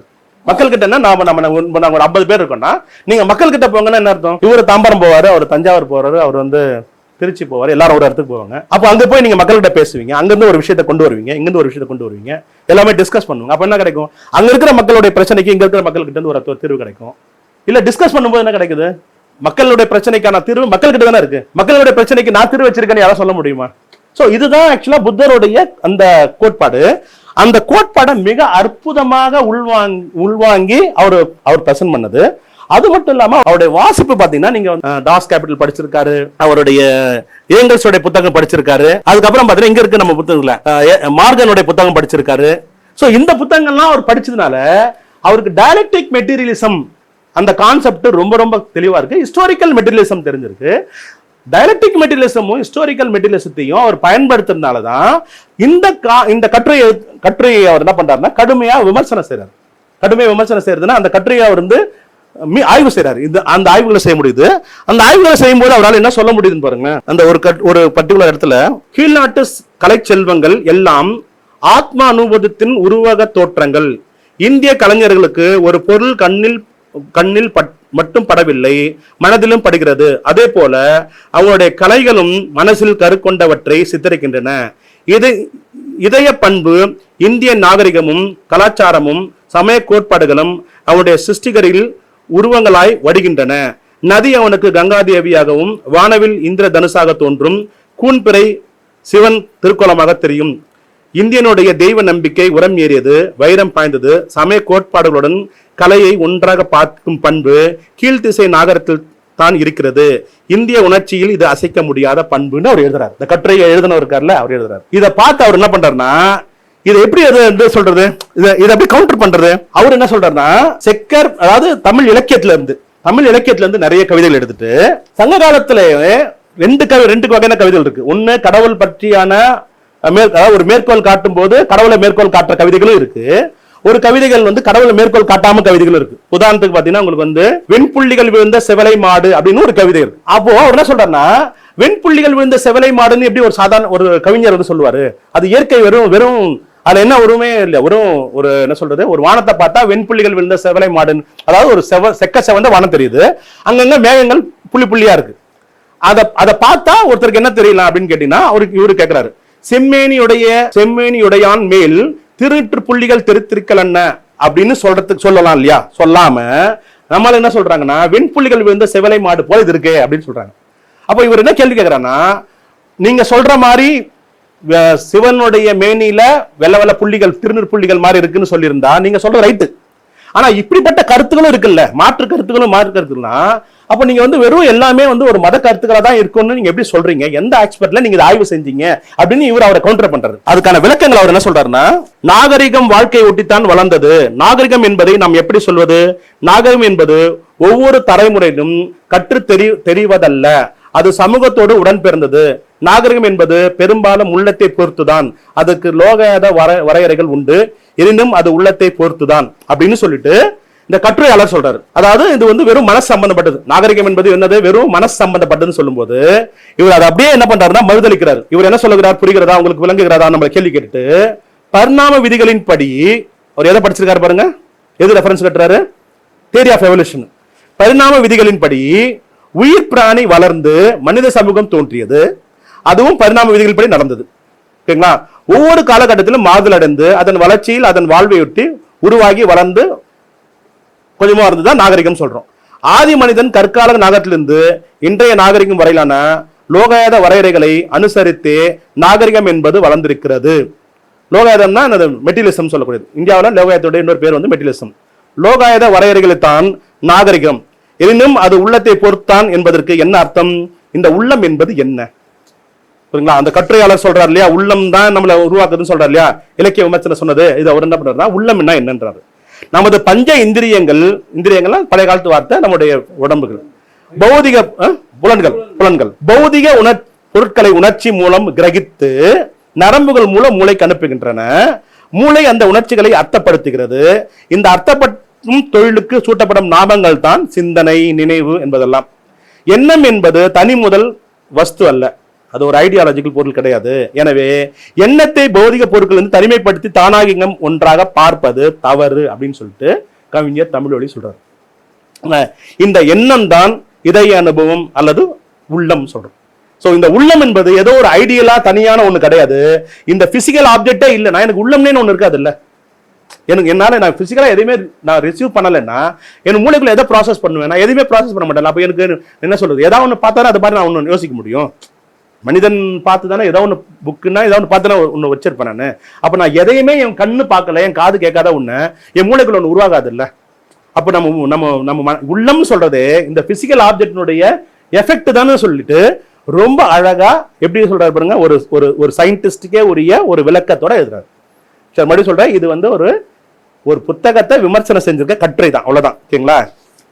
மனிதன் உயிர் வாழ்வதற்கு வேண்டிய பண்டங்கள் உற்பத்தி செய்ய அனுஷ்டிக்கும் முறை, அந்த பொருட்களை உற்பத்தி செய்ய பயன்படும் கருவிகள், சாதனங்கள் அடைத்த வளர்ச்சியும் தான் சமூக வளர்ச்சி. எங்க வளர பாத்தீங்களா? மார்க்ஸ் கிட்ட வந்துடுறாரு. சோ அதை எட்டுத்தான் எண்ணங்கள் எழுந்தன. அதாவது லோகாயத வரையறையை அனுசரித்து நாகரிகம் என்பது எண்ணத்தினால் உண்டானதல்ல, வாழ்க்கையிலிருந்து லோகாயத வரையறைகள் இருந்து தான் நாகரிகம் உருவாகிறது அப்படின்றத ரொம்ப அழகா இவர் கட்டமைக்கிறார். ஒரு சமூகத்தில் பொருள் உற்பத்தி முறை எப்படி இருக்கிறதோ அப்படிதான் பிரதானமான சமூகமும் அதனுடைய எண்ணங்களும் தத்துவங்களும் அரசியல் அபிப்பிராயங்களும் அரசியல் ஸ்தாபனங்களும் இருக்கின்றன. ஓகேங்களா? இது தெளிவாக சொல்லணும்னா ஒவ்வொரு சமூக அமைப்பிலும் ஆதிக்கம் வரிக்கும் சக்தியே அதுவே செயல்களே நாகரிகங்கள் ஆகின்றன. அப்போ நாம நாகரிகம்னு நம்ம நினைச்சிட்டு இருக்கோம்ல, அந்த நாகரிகம் நினைச்சிட்டு இருக்க எல்லா விஷயங்களையுமே அவர் நம்ம நம்முடைய உணர்வுகள் நம்ம அன்றாட அனுபவங்கள் இருந்து உருவானது அப்படின்னு சொல்லிட்டு அந்த கட்டுரைக்கு பதில் எடுக்கும் போது அவர் கொடுக்கிற ரெஃபரன்ஸ் எல்லாம் பாத்தீங்கன்னா அவ்வளோ கார்ல் மார்க்ஸ் ரெஃபரன்ஸ் கொடுக்குறாரு. மனிதர்களுடைய மன உணர்வு, அதாவது சிந்தம், அவருடைய பிரத்யட்ச வாழ்வு நிலையை நிர்ணயிக்கவில்லை. இதற்கு மாறாக அவருடைய சமூக பிரத்யட்ச வாழ்வு நிலை தான் அவருடைய மன உணர்வை நிர்ணயிக்கிறது. Karl Marx selected works. அவர் எங்க ரெஃபரன்ஸ் எடுத்துக்காரு? கார்ல் மார்க்ஸோட ரெஃபரன்ஸ் அதுல இருந்து எடுத்துக்கிறாரு. அது எடுத்து அவருக்கு பதில் சொல்றாரு. அப்போ இவர் எந்த அளவுக்கு வாசிச்சிருக்காரு? ஒரு கட்டுரையாவது என்ன பண்ணல அவர் அதை சும்மா ஒரு மேம்போக்கா ஒரு கட்டுரைக்காக அதை சொல்லல. ஆனா என்ன சொல்றாருன்னா, இந்த கட்டுரைகளுக்கு இதை பேஸ் பண்ணி அவர் அப்படியே ஒரு கட்டுரையா எழுதுறாரு. அது இன்னும் கொஞ்சம் விரிவான கட்டுரை. இப்போ தமிழர் சமுதாய நிலைன்னு சொல்றோம் இல்லையா? தமிழர் சமுதாய நிலைன்னு நம்ம என்ன சொல்றோம்? தமிழர்களை பத்தி நிறைய நமக்கு சொல்றோம். இந்த தமிழர்களுடைய சமுதாய நிலையை ஆராய்ச்சி செய்யணும்னா நம்ம என்ன பண்றோம்? தமிழ் மரபுன்னு நிறைய பேசிட்டு இருக்காங்க. இப்போ தமிழ் மரபுன்னா என்ன? எது தமிழ் மரபு? தமிழ் மரபுல நிறைய நல்ல மரபுகளும் இருக்கு, சில கெட்டதும் இருக்கும். அப்ப நம்ம கெட்டதுன்றதுனால அதையும் தமிழ் மரபா எடுத்துக்குவீங்களா? நல்லதுன்றதுனால அதையும் எடுத்துக்குவீங்களா? இல்ல எப்படி நீங்க ஆய்வு செய்வீங்கன்னா, அப்போ என்ன சொல்றேன்னா, மரபுன்றதை வந்து நீங்க ஆய்வு செய்யணும்னா சமூகத்தினுடைய கட்டமைப்பை முதல்ல ஸ்ட்ரக்சர் ஆராய்ச்சி செய்யணும். ஸோ மனித சமூகத்தை எப்படி வந்து கார்ல் மார்க்ஸ் வந்து மனித சமூகத்தை அப்படியே டீட்டெயில் ஆராய்ச்சி பண்ணாரோ, எப்படி மார்கன் வந்து மனித சமூகத்தை ஆராய்ச்சி பண்ணாரோ, எப்படி வந்து ஏங்கல்ஸ் மனித சமூகத்தை ஆராய்ச்சி பண்ணாரோ, அவங்க வந்து இன்னைக்கு ஒரு தொழிலாளி கஷ்டப்படுறான், அதான் நமக்கு முன்னாடி இருக்கிற பிரச்சனை. அப்போ இன்னைக்கு தொழிலாளி கஷ்டப்படுறான்னா என்ன அர்த்தம்? அவங்க ஒரு பதில் சொல்லாம அப்படியே கொஞ்சம் கொஞ்சமா பின்னாடி போறாங்க. 10 வருஷம் 20 வருஷம் 30 வருஷம் 100 வருஷம் மனித குலம் உருவானதுல இருந்து அப்படியே ஆய்வு செஞ்சு வந்து அதுல இருந்து இதுக்கான பதில் கண்டுபிடிக்கிறாங்களே தவிர இந்த பிரச்சனையை வெறும் இந்த இடத்துல இருந்து பார்க்கல. ஸோ அதுல இருந்து டீட்டெயிலா டிஸ்கஸ் பண்றாங்களே. அதே மாதிரிதான் தமிழர் மரபுன்னு இப்போ சொன்னார் இல்லையா, தமிழர்கள் வந்து மதத்தோட ரொம்ப ஆழமா கனெக்ட் ஆயிருக்காங்க. அவங்களுக்கு நீங்க எதை பார்த்தாலும் அவங்களுக்கு நதியை பார்த்தா கடவுள் பெண்ணா தெரியுது, கடவுள் பெண் கடவுளா தெரியுது அப்படின்னு சொன்ன ஒரு எக்ஸாம்பிள் சொல்றாரு இல்லைங்களா. அதை ஒரு கேள்வி கேட்கிறாரு. அப்போ இதுக்கு என்னது பேரு? இது மரபு. இந்த மரபுல என்ன இருக்கு? ஒரு இடத்துல கடவுளாவும் பாக்குறாங்க, ஒரு இடத்துல என்ன பண்றாங்க, அதை வந்து ஒரு என்ன சொல்றது, ஒரு நல்ல விஷயமா பாக்குறாங்க, இயற்கையாவும் பாக்குறாங்க. புரியுங்களா? ரியலிசம்னு சொல்லுவாங்களா சயின்ஸ்ல, ரியலிசமா பாக்குறாங்க. இன்னொரு விஷயத்துல அது வந்து ஒரு ரிலிஜியனோட சேர்த்தும் பாக்குறாங்க. அப்ப இது ரெண்டுமே மரபுன்னு சொன்னா எந்த மரபை ஏத்துக்கிறது அப்படின்னு சொல்றதா ஒரு கேள்வி. உடனே மார்க்ஸ், ஏங்கல்ஸ், என்ன சொல்றது, மார்கன் அவங்க பண்ண விஷயத்த அவர் என்ன பண்றாரு, அப்படியே அப்ப நம்ம இதை அப்படியே இப்படி சொல்லக்கூடாது. பதில் இதுக்கு நம்ம என்ன பண்ணோம், தமிழுடைய ஸ்ட்ரக்சருக்குள்ள நம்ம போனோம், தமிழுடைய சமூக அமைப்புக்குள்ள போனோம் அப்படின்னு சொல்லிட்டு அப்படியே தமிழ் சங்க காலத்துக்கு போறாரு. அப்படியே சங்க போயிட்டு டீடைல்டா அந்த ஆய்வுகளை மேற்கொள்றாரு. ஸோ ஆய்வுகளை மேற்கொண்டு இப்போ வந்து நம்ம ஆரம்ப காலத்துல நம்ம எப்படி இருந்தோம், அப்புறம் நம்ம எப்படி கொஞ்சம் வளர்ச்சி அடைஞ்சு இந்த இடத்துக்கு வந்தோம் அப்படி சொல்லி டீடைலா பண்ணி எப்படி நமக்கு இதுக்குள்ள வந்து இந்த நம்ம சொல்லக்கூடிய இன்னைக்கு மத சிஸ்டங்கள்லாம் எப்படி உள்ள வந்தது, எப்படி நம்ம வந்து நம்மளுடைய சிஸ்டங்கள்லாம் எப்படி மாறுதுன்றதை ரொம்ப டீடைலா வந்து அவர் அதை ஸ்டடி பண்ணியிருக்காரு. இந்த ஆய்வு தான் ஆக்சுவலா வந்து நாம வந்து நம்ம டீடைலா நம்ம எல்லாரும் படிக்க வேண்டிய ஒரு ஆய்வு. முன்னாடி சொன்ன அந்த என்ன சொல்றது, விமர்சன கட்டுரையும் நம்ம படிக்கணும், பிளஸ் இந்த ஆய்வு நம்ம படிக்கணும். நான் இதை எதுக்கு இங்க ஃபைனலா சொல்றேன் அப்படின்னு கேட்டீங்கன்னா, நீங்க இந்தியாவில் வந்து இந்தியாவுடைய வரலாறு அப்படின்றது வந்து புத்திசத்துக்கும் என்ன சொல்றது சாதிய முறைக்கும் எதுக்குல நடுவில் ஒரு வார் தான் சொல்லிட்டு டாக்டர் அம்பேத்கர் சொல்றாரு. இப்போ உண்மையிலே இந்தியா வரலாறுன்றது என்ன, ரெண்டு கருத்துக்களுக்குள்ள இருக்கக்கூடிய போராட்டம் தான். ஒன்று வந்து பொருள் முதல்வாத கருத்து, இன்னொன்று வந்து கருத்து முதல்வாத கருத்து. ஓகேங்களா? இன்னொன்று என்னது ஒரு புத்திசத்துக்கான கருத்து, இன்னொன்று என்னது பிராமணியத்துக்கு எதிரான ஒரு கருத்து, இந்த சாதி முறைக்கான இந்த ரெண்டு கருத்துக்களுக்கு நடுவில் இருக்கிற வாறு தான் என்ன பண்றாரு இந்தியாவுடைய வரலாறுன்னு அம்பேத்கர் சொல்றாரு. அப்போ இந்த இந்த இந்த ஆய்வை நீங்க முழுமையா உள்வாங்கிக்கணும்னு சொல்லிட்டு அம்பேத்கர் சொல்றாரு. ஆனா பெரும்பாலானவங்க இந்த ஆய்வுகளை பண்ணல, சரியான முறையில் பண்ணல, அது எடுத்துக்கவே இல்லைன்னு வச்சுங்களேன். நீங்க தேவி பிரசாத் சட்டோபாத்யாய் நீங்க கேள்விப்பட்டிருப்பீங்க. அது வந்து இல்லைங்க, இது கல்கத்தாவை சேர்ந்த ஒரு மிகப்பெரிய மார்க்சிய ஆய்வாளர். அவர் வந்து இப்போ நான் சொல்றோம் இல்லையா, பண்டைய இந்தியாவில் அறிவியல் அல்லது பண்டைய இந்தியாவில் வந்து மெட்டீரியலிசம் சொல்லுங்க, இங்க அங்கே புக்கு கடை இருக்கு, பண்டைய இந்தியாவில் மெட்டீரியலிசம் சொல்லிட்டு லோகாதேவாதம் சொல்லி புக்கு எழுதியிருக்காங்க. அதை பத்தி ஆய்வு செய்கிறார். ஆய்வு செய்யும்போது இந்தியாவில் என்ன கிடையாதுன்னா, அந்த லோகாயதவாதம் சம்பந்தமான புத்தகங்களே கிடையாது. அந்த புத்தகங்கள் எல்லாமே பெரும்பாலும் அழிக்கப்பட்டிருக்கு, இல்லை வந்து எரிக்கப்பட்டிருக்கு, எப்படியோ அது ஒழிச்சு கட்டப்பட்டிருக்கு. அந்த புத்தகங்கள் யார் ஒழிச்சு கட்டிருப்பாங்கன்னா உங்களுக்கு தெரியும் நினைக்கிறேன். இப்போ நீங்க உதாரணத்துக்கு 18ஆம் நூற்றாண்டுல அணு கோட்பாடு உருவாகும் போது அதுக்கு முன்னாடி ஒரு 200-2000 வருஷத்துக்கு முன்னாடி அணு கோட்பாட்டை பத்தி ஒருத்தர் பேசினாருன்றது அவங்களுக்கு கிடைச்சிருக்கு, தகவல் கிடைக்குது. கிரேக்கத்துல பேசியிருக்காங்கன்னு ஒரு தகவல் கிடைக்குன்னா அந்த கோட்பாடா இருந்திருக்கு. அது ஒரு மெட்டீரியலிஸ்ட் கோட்பாடு. அதே மாதிரி 18ஆம் நூற்றாண்டுல மெட்டீரியலிசம் உருவாகும் போது, அதாவது ஐரோப்பால உருவாகும் போது முதல்ல தேல்ஸ் அதை பேசினார் இல்லைங்களா, அந்த கருத்து அங்க இருக்கு, அந்த புத்தகம் இருக்கு. எங்கன்னா ஐரோப்பால இருக்கு. அப்போ அந்த அந்த அந்த தத்துவத்தின் மேல அவங்களால நவீன அறிவியலை உருவாக்க முடியும், கன்ஸ்ட்ரக்ட் பண்ண முடியுது. பட் அன்பார்ச்சுனேட்லி பாத்தீங்கன்னா இந்தியாவில் அந்த மாதிரியான ஒரு தத்துவ பேக்ரவுண்ட் இல்லாதனால நம்மளால ஈஸியா வெளிநாட்டுல இருந்து வர அறிவியல், இதெல்லாம் வெளிநாட்டு கருத்து, இதெல்லாம் வேணும், ஆணும் பெண்ணும் சமம், இதெல்லாம் நம்ம கருத்து இல்லப்பா, வெளிநாட்டு கருத்துப்பா, எல்லாரும் சமம் இல்லப்பா, நம்ம நாட்டு கருத்துல வெளிநாட்டு அட்கோட் பண்ணா அது வெளிநாட்டு கருத்து, எது சொன்னாலும் வெளிநாட்டு கருத்து, தியரி ஆஃப் எவல்யூஷன் அது வெளிநாட்டு கருத்துன்னு எல்லா கருத்தையும் நம்மளால வெளிநாட்டு கருத்துன்னு சொல்லி இங்க ஒரு கும்பல் பேசிட்டு இருக்காங்கல்ல. சோ இந்த மாதிரியான காலகட்டத்தில் நம்மளுடைய அறிவியலுடைய பேஸ் இருக்கும்ல, அந்த பேஸ்ல கன்ஸ்ட்ரக்ட் பண்ணா நல்லா இருக்கும்ன்றதுனால அவர் என்ன பண்றாரு, பல விஷயங்களை அவர் தேடி எடுக்கும்போது அவருக்கு பெரும்பாலும் கிடைக்கல, புத்தகங்கள் கிடைக்கல. அப்போ அவர் என்ன பண்றாருன்னா, இந்தியாவில் வந்து பொருள் முதல்வாதத்துக்கும் கருத்து முதல்வாதத்துக்கும் போட்டி நடந்திருக்கும் இல்லையா, சண்டை நடந்திருக்கும் இல்லையா, அதுல கருத்து முதல்வாதிகள் தான் வெற்றி அடைகிறாங்க. வெற்றி அடைஞ்சிட்டாங்க. அவங்க அதை பதிவு செஞ்சிருப்பாங்கல்ல, உதாரணத்துக்கு அந்த புத்தகத்துல ஏதோ ஒரு கருத்தை சொல்லியிருப்பாங்கல்ல, அந்த கருத்துல தேர்ந்தெடுக்கிறாரு. இது ஒரு ரிவர்ஸ்ல தேடுற மாதிரி. அதாவது நம்ம ஒரு பொருளை தொலைச்சிட்டோம், ஆனா தொலைச்சவங்க கிட்ட இல்ல, அது அந்த இருக்கிற இடத்துல இல்ல, வேற ஒருத்தங்க எடுத்துன்னு போயிட்டாங்களா, அவங்க கிட்ட இருந்து தேடுற மாதிரி. சோ அவர் என்ன பண்றாருன்னா, அந்த கருத்துக்கள் எல்லாத்தையும் தொகுத்து தான் பண்டைய இந்தியாவில் என்னது அறிவியல், பண்டைய இந்தியாவில் இந்த விஷயங்கள் எல்லாத்தையுமே தொகுக்கிறாரு. ஸோ அப்படி தொகுக்கும் போது அவர் என்ன பண்றாருன்னா, இந்த மாதிரி புத்தகங்களே இல்லைன்னு அவர் வந்து டிக்ளேர் பண்றாரு, நம்ம கிட்ட இல்லைன்ற டிக்ளேர் பண்ணுறாரு. பேராசிரியர் அருணன் அவர்கள் வந்து தேவி பிரசாத் சட்டபதியோடைய 100வது ஆண்டு விழாக்கு வந்து நிகழ்ச்சி நடந்தப்போ அவர் தலைமை தாங்கி பேசும்போது என்ன சொல்றாருன்னா, தேவி பிரசாத் சட்டபதி அந்த மாதிரி சொல்றாரு, ஒருவேளை அவர் தமிழ்நாட்டுக்கு வந்திருந்தா, தமிழ்நாட்டில் வந்து ஒரு மணிமேகலை படிச்சிருந்தா, மணிமேகலை அவர் சொன்ன எக்ஸாம்பிள் சொல்றேன், மனிதனுடைய மனத்தை காட்டி இந்த மனிதனுடைய மனத்துல இருந்து அவனுக்கு என்ன நோயின்னு உங்களால கண்டுபிடிக்க முடியுமே தவிர அவன் என்ன சாதின்னு உங்களால கண்டுபிடிக்க முடியாதுன்னு ஒரு கேள்வி இருக்கு. இப்படி ஒரு கருத்து வந்து இந்தியாவில் வந்து பொருள் முதலாத கருத்துக்கள் எங்களுடைய இலக்கியங்கள்ல நிறைய இருக்கு அப்படின்னு சொல்லிட்டு இது அவர் படிக்கல அப்படின்னு சொல்றாரு. இது நம்ம படிக்கிறதுக்கு நமக்கு வாய்ப்பு நிறைய இருக்குன்னு சொல்றாரு. அதுதான் நான் இந்த லெக்சர் மூலமா நான் கடைசியா முடிக்கும் போது சொல்ல வேண்டிய நினைக்கிறது என்னன்னா, நமக்கு இந்தியாவில் இல்லாத ஒரு சிறப்பு என்னன்னு கேட்டீங்கன்னா, நமக்கு ஒரு 2000 வருஷத்துக்கான பல இலக்கியங்கள் நம்மகிட்ட ஓரளவுக்கு இருக்கு. அந்த இலக்கியங்கள்ல ஒரு சில இலக்கியங்கள் வந்து திரிபு செய்யப்பட்ட இலக்கியங்களும் இருக்கு. அப்ப நம்ம எதை எப்படி ஆய்வு செய்யணுன்றதுக்கான மிக சரியான ஒரு வழிமுறையை நமக்கு வந்து கவிஞர் தமிழ் அவர்கள் கொடுத்திருக்காரு. ஸோ அந்த ஆய்வு முறையை நம்ம பயன்படுத்தி நம்மளுடைய ஆய்வு இலக்கியங்களையும் நம்மளுடைய கலை வரலாற்று விஷயங்களையும் நாம் ஆய்வு செய்தோம்னா அதுக்குள்ள இருக்கக்கூடிய அறிவியலுக்கான கூறுகளை நம்மளால எடுக்க முடியும். அதுக்குள்ள இருக்கக்கூடிய என்ன சொல்றது ரியலிசம்கான கூறுகள் நம்மளால வெளில எடுக்க முடியும். அதுக்குள்ள இருக்கக்கூடிய லோகாயதவாதத்துக்கான கூறுகள் நம்மளால வெளில எடுக்க முடியும்ன்றதையும் இந்த இடத்துல உங்களுக்கு பதிவு பண்ணிட்டு இந்த அற்புதமான வாய்ப்பு எனக்கு கொடுத்த உங்க அனைவருக்கும் நன்றி கூறி விடைபெறுகிறேன். நன்றி, வணக்கம். நன்றி முனைவர் அவர்களே.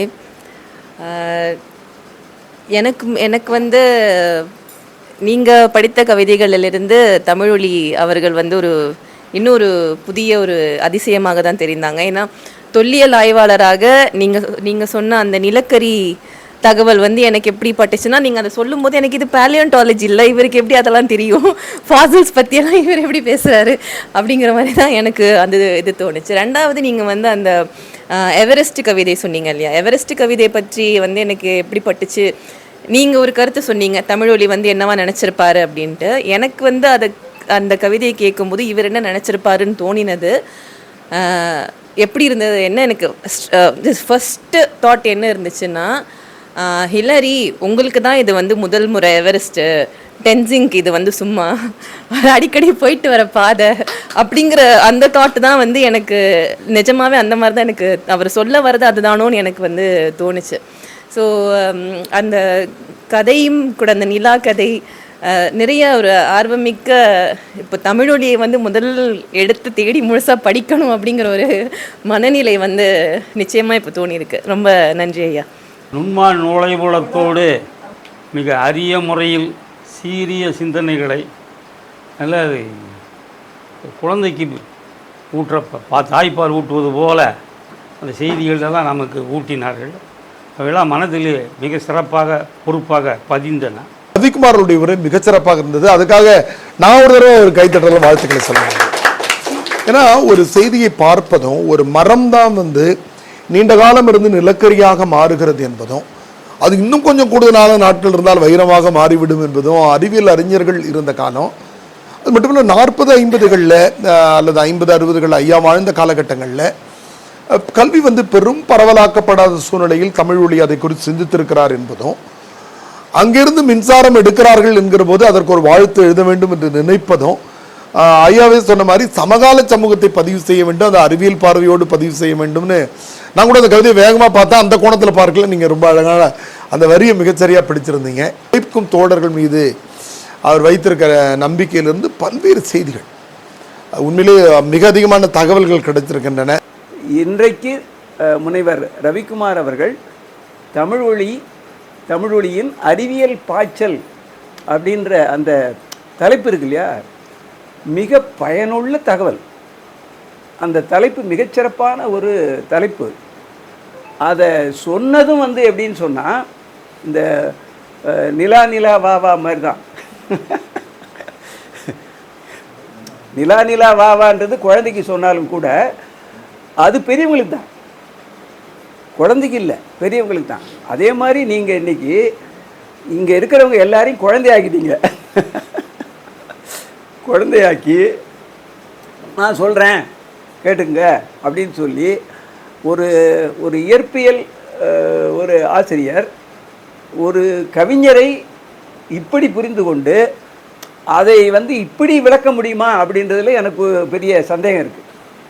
நாங்கள்லாம் தமிழை தான் படிப்போம், தமிழை தான் படிப்போம், கவிதையாக தான் படிப்போம். அதை படிச்சுட்டு அதில் நாங்கள் வந்து என்ன பண்ணுவோம்னா அதில் இலக்கணம், இலக்கியம், அணி என்னென்னத்தையோ நாங்கள் வந்து அதுக்குள்ளார தேடி கீடி கண்டுபிடிச்சி அது எல்லாம் பெருமைப்படுத்தலான்னு நாங்கள் நினைப்போம். ஒரு இயற்பியல் பேராசிரியர் கவிஞர் தமிழ்வழியை குறித்து எப்படி பேச போகிறார் என்ற ஆர்வம் தான் என்னை இந்த அவைக்கு கூட்டி வந்தது. ரொம்ப ரொம்ப பயனுள்ளதாக இருந்ததுன்னு தான் சொல்ல முடியும். நான் பார்த்த சமகாலத்தில் நான் பார்த்த மிகவும் அற்புதமான மனிதர்கள் அப்படின்னு சொன்னா அதுல முதன்மையானவராக நான் முனைவர் ரவிக்குமாரை நான் வந்து சொல்லுவேன். நாங்க வந்து நாற்றங்கால்னு ஒரு வகுப்பு நடத்திட்டு இருந்தோம், இந்திய கம்யூனிஸ்ட் கட்சி மார்க்சிஸ்டோட வகுப்பு. அந்த வகுப்புல வந்து டயலெக்டிக்ஸை மட்டுமே ஒரு 8 தலைப்பாக பிரிச்சு அவரை வந்து நடத்த சொன்னோம். எல்லாரும் டயலெக்டிக்ஸை இயக்கவியல் பொருள் முதல்வாதம்ட்டு ஒரு தலைப்புல பேசுவாங்க, ஆனா அது 8ஆ பிரிச்சு அதுல என்ன அறிவியல் கூறு இருக்கு, என்ன அரசியல் கூறு இருக்கு, என்ன வர்க்க கூறு இருக்குன்னு தனித்தனியா பிரிச்சு அது எப்படி வந்து இயற்பியல் வந்து இந்த வர்க்க பார்வையை கொடுக்குது என்ற விஷயத்தை ரொம்ப அழகா அப்பதான் நான் முதல்ல அவரை பற்றி அறிவியல் இயக்கத்துல அவருடைய செயல்பாடு தெரியும், அறிவியல் இயக்கத்துல அவர் கருத்தாளர்னு தெரியும். ஆனா அந்த தளத்துல ஒரு அரசியல் தளத்துல ஒரு அவரை வந்து முதல் முறையாக இந்த டயலெக்டிக்ஸை பற்றி பேச சொல்லும் பொழுது மிக அற்புதமாக அவர் வந்து பிரசன்ட் பண்ணார். அதுல தொடங்கி இன்றைக்கு ஜாதிய சிக்கல்களுக்கான தீர்வு அப்படின்றத பரிணாம கோட்பாட்டை வைத்து மக்களுக்கு உரையாடல் நிகழ்த்தினால் மக்களை வந்து இந்த ஜாதிய உணர்விலிருந்து வெளியே கொண்டு வர முடியும் என்பதை அவர் வந்து நீங்க சென்னையில உட்கார்ந்துக்கிட்டு ஒரு பிம்பம் சொல்றோம் பாத்தீங்களா, அங்க ஊர்ல எல்லாம் கிராமத்துல எல்லாம் அதுவும் இந்த இடத்துக்கெல்லாம் போயிட்டா அப்படின்னு ஒவ்வொரு ஊருக்கு ஒரு பேர் வேற வச்சிருக்கோம். தூங்கா நகரம்னு ஒண்ணுக்கு பேர் வச்சிருக்கோம், இன்னொன்னுக்கு வந்து அருவாவோடைய பிறந்தா மாதிரி பேர் வச்சிருக்கோம். இப்படி பல பேர்களோட இங்க இருந்து அப்படி எந்த ஊரெல்லாம் நீங்க இங்க இருந்து பயமுறுத்துறீங்களோ அந்த குக்கிராமத்துல ரொம்ப சர்வசாதாரணமா ஜாதி ஒழிவை பேசிட்டு வந்தவர் அதுதான் ரவிக்குமார். அவர் இருந்த காலத்தில் அவர் போற்றப்படவில்லை என்று சொல்றதும் தவறு. இருந்த காலமும் போற்றப்பட்டிருக்கிறாரு, மறைந்த பிறகும் போற்றப்பட்டிருக்கிறாரு. ஆனால் அவர் படைப்புகள் மறைக்கப்பட்டிருக்கு. காரணம் ஏன் இந்த நிலாவை பத்தி பேசல நான் கேட்கிறேன். நிலாவை பத்தி ஏன் பேசல?